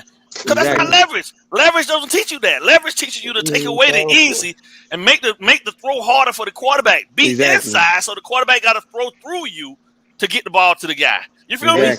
They scheme like that's lack of coaching, and that's lack of Jerome actually understanding it too. So that's Flores. He fucked up, and the coaching fucked up. Jerome Baker's not that good, bro. He's not that good. His flaws. They know he can't cover. They picked on him. They know he can't cover. We get that. We get that. How do you get better at coverage? How do you get better at coverage? But to me, it looked like on Jerome a practice Baker squad. It seems to me that he's not even that type of linebacker. It just seems I don't know Agreed. what linebacker he is. He's an off-the-ball blitzing linebacker. Exactly. This man can't He's an tackle. off-ball linebacker. He's a scheme blitzer linebacker. I said this earlier. Like, if you go look at my film study on Jerome Baker last year, I ripped him apart over the first couple weeks because they were giving him these type of responsibilities, and he was flopping. So I said, you need to turn this guy into an off-the-ball blitzing linebacker, manufacture pressures with him, line him up between the guards and the tackles, in between your defensive linemen, and let him go. And they started doing that like around the Jacksonville game, and then they got the success they got out of him. Now, because they paid him all that money, and because it's slim pickings, they've given him more responsibilities, and they thought he was broke. He's like 24, 25. So he's just really a 3rd and 9 and more kind of linebacker. He's not. When you hit pass rushing situations is when he's utilized. Yeah, it's a shame, man. I don't know why you get rid of Bernard McKinney. People on Twitter were trying to tell me because of his tackle number that he was on Fred Warner's level. People were trying to tell me this, bro. No, man. Nah, bro. That's so disrespectful. That's so disrespectful. Hey, dude, Fred Warner. Want to know who a great linebacker the Homer is? side of our fans are ridiculous. I see. It doesn't fucking matter. They're trying to tell me he's better than Darius Leonard too. I'm like, oh my god. Anybody willing to jump out there on that? Go back when they signed him to that extension. I ripped them for it. People were coming at me. My timeline was full of Fred Warner and Darius Leonard compared. That's so disrespectful. What's going on right now? I recall that. I recall that, but I said that the other guys' contract. Same people that were telling me Brian Flores is the best coach we've had since Don Shula. Where are y'all at? I ain't gonna I got catfish. Yes, I did. Hold up. I like Flores now. I see some progress with our team. Yeah, but he ain't the best coach. But he ain't the best coach. It's a better record. He ain't the dime. He ain't the dime. We know. We know. I like Dave Wanstead. I don't care. So I like Dave Wanstead too. Early 2000s. Bro, I like you want me to be honest with you? Bro, I like Dan Campbell. I ain't gonna lie. Listen, Jimmy Johnson. You can make the argument that Jimmy Johnson was getting looked like he would if he would have stayed longer, he would have got more out of this team than what Flores looks like he's going to get out of it. Jimmy just Johnson handed it over to David Wanstead because that was his guy. And Jimmy. The problem Flores going to have is if he can't keep the veterans that we do have upbeat about the possibilities. It's over. Well, I'm just saying, Xavier, They don't open him up. They paid. They don't open him up. Ogba's not paid. Ogba's not paid. Ogba, he trying to get paid though. So Adam Butler's on a 1 year deal. John Jenkins is on a 1 year deal. Yeah.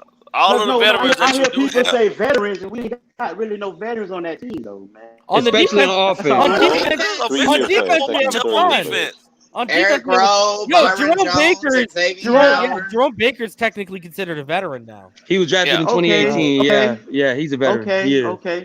See, when I think of a veteran, I'm thinking like the league, like Javon Holland, like 6, 7, 8 years.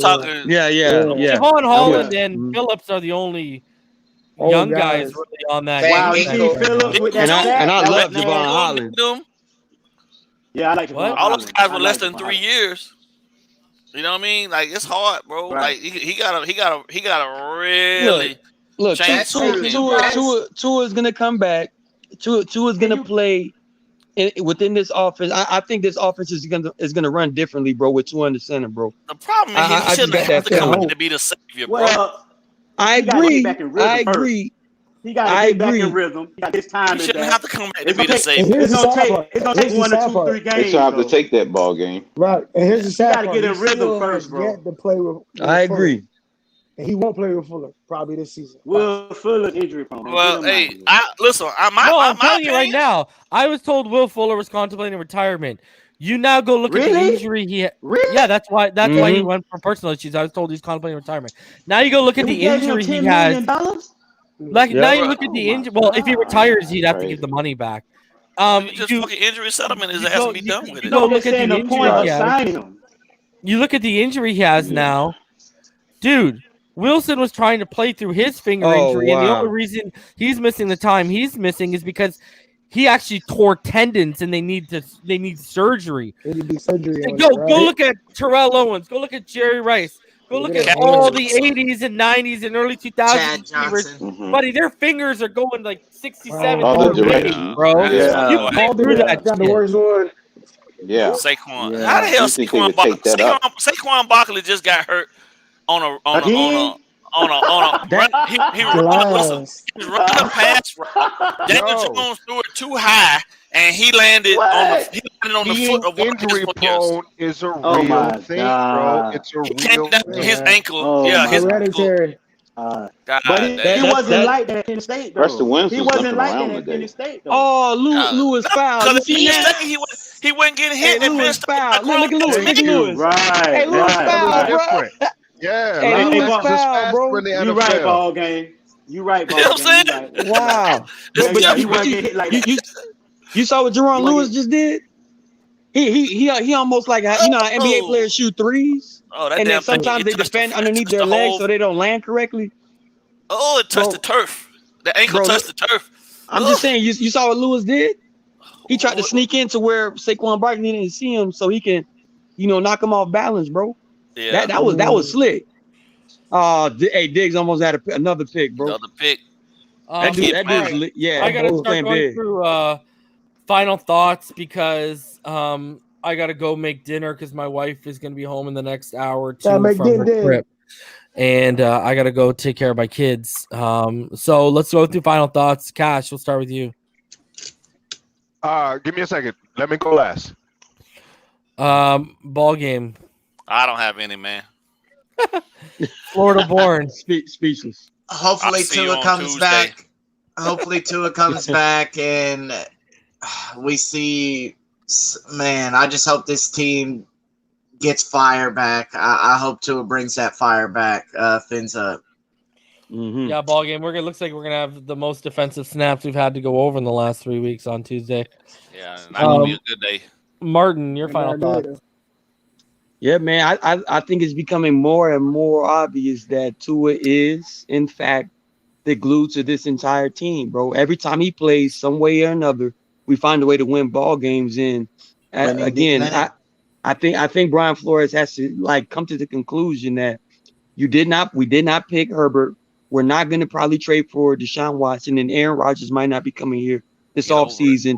Get over your feelings about this thing, and let's start coaching these guys around Tua and allow Tua to grow into what we know he can be if you just believe in him. I think that needs to happen as soon as possible, and I can't wait for Tua to get back on the field, even though it's not wise to rush him back on. But we definitely have to consider Tua being our guy moving forward, because it's getting more and more obvious that without this kid, we just can't do nothing, really.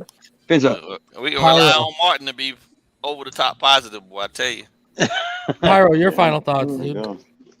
Like I said before, whatever it takes to get this man out of here. I am done with Flores. I don't want he needs to swallow his pride and he'll be. Nah, fuck that. He needs to get the fuck out of here. Go back to the Patriots coaching staff where you belong, because you're just overrated. I knew this from the jump. Every time a Patriots protege gets the chance to become a head coach, they always do the same shit. Overly arrogant. Over the years, you do the same shit. It happened to Detroit, and now it's happening with us. And I'm just telling you guys, whatever it takes, we won't get swept by the Jets. Let's get it. Greg Bryant, I missed your donation, so don't donate again, but resend the message, and I'll put it up here before we get out of here. So just resend the message. You don't have to resend the donation, obviously. Wayne, your final thoughts. Hello, darkness, my old friend. Y'all remember the words. You know what I'm saying? This new Dolphins fight song right there. You feel what I'm saying? The Miami can't get right. That's the name I gave them last week, right? I know I've been off for a week, but they just can't get it right, man. And Martin, I hear what you're saying. We all hope Tua comes back and try to put a spark under them, but that's a lot of action from this kid when a team where they don't have no fight in the dog. You know what I'm saying? And it sucks because every time none of us forgot what Tua was before he left Alabama. If it wasn't for the injury, he would have been number 1 pick overall. So fans need to get over their shit about hating on this kid. It is bigger than a QB problem. It is a team woes organizational problem that happened since 2000 when Greer got here, and it's been that same way since. And I'm 31. I'm the drum major for the Heat, man, and I've seen more championships down Biscayne Boulevard in an arena than I have seen the Dolphins win playoff games. And that's sad. That is so sad. And I don't know if it's going to happen this year, but we shall see, man. Fins up. Goddamn, man. Love it. Yeah, Crypto, your final thoughts. Yeah, and then there was 0. So that means next week is the start of our comeback. I guess we get our quarterback back. And the silver lining is that he has a serviceable line. Somewhat serviceable line to come back to start this 12-0 run. Man, you see this picture? Hold on, I'm sorry, bro. You see this picture of Saquon Barkley ankle? Yeah, bro. Oh. It looked like a pear, bro. That thing Lord. That's a bad Poor kid. All right, Crypto, your final thoughts, man. We gotta get through this. I gotta go, man. Yep. Yeah. So I was just saying, we might have a chance next week to get it jump started with our quarterback with a somewhat serviceable line. I picked it. What's crazy about this? The Jags was supposed to be our first loss of the season, but apparently not. It's gonna be the 5th loss of the season. Oh Lord, but, I hope not. Yep. All right, Z-Man, your final thoughts. Well, guys, we're back here again. Just like the old 20 years ago. He thought it's something different, but you know what? What's our go-to? Same old Dolphins. Welcome. But I'm off these coaches. They need to do something else, because what they're doing isn't good enough. I'm sorry. This is what they wanted, and realistically, no one was gonna save their shit because they done let their quarterback get hurt. But it's all their fault as well because they put their quarterback in this position to be so damn stressed out that he got to overcompensate for this sorry-ass O-line that they're putting out there, right? So, well, glad to be back in mediocrity. Salute, brother. Salute, man. All right, man. So, guys, I'll be back tomorrow night around 8:30. We'll recap and review this shit show that was this loss. And then on Tuesday, me and Martin will be back with Mr. Ballgame, and we will go over some of the All-22. So until then, everyone stay happy, healthy, safe, and blessed. And even though they need Viagra and Cialis right now, fins up all day, every day. Peace. Smash that like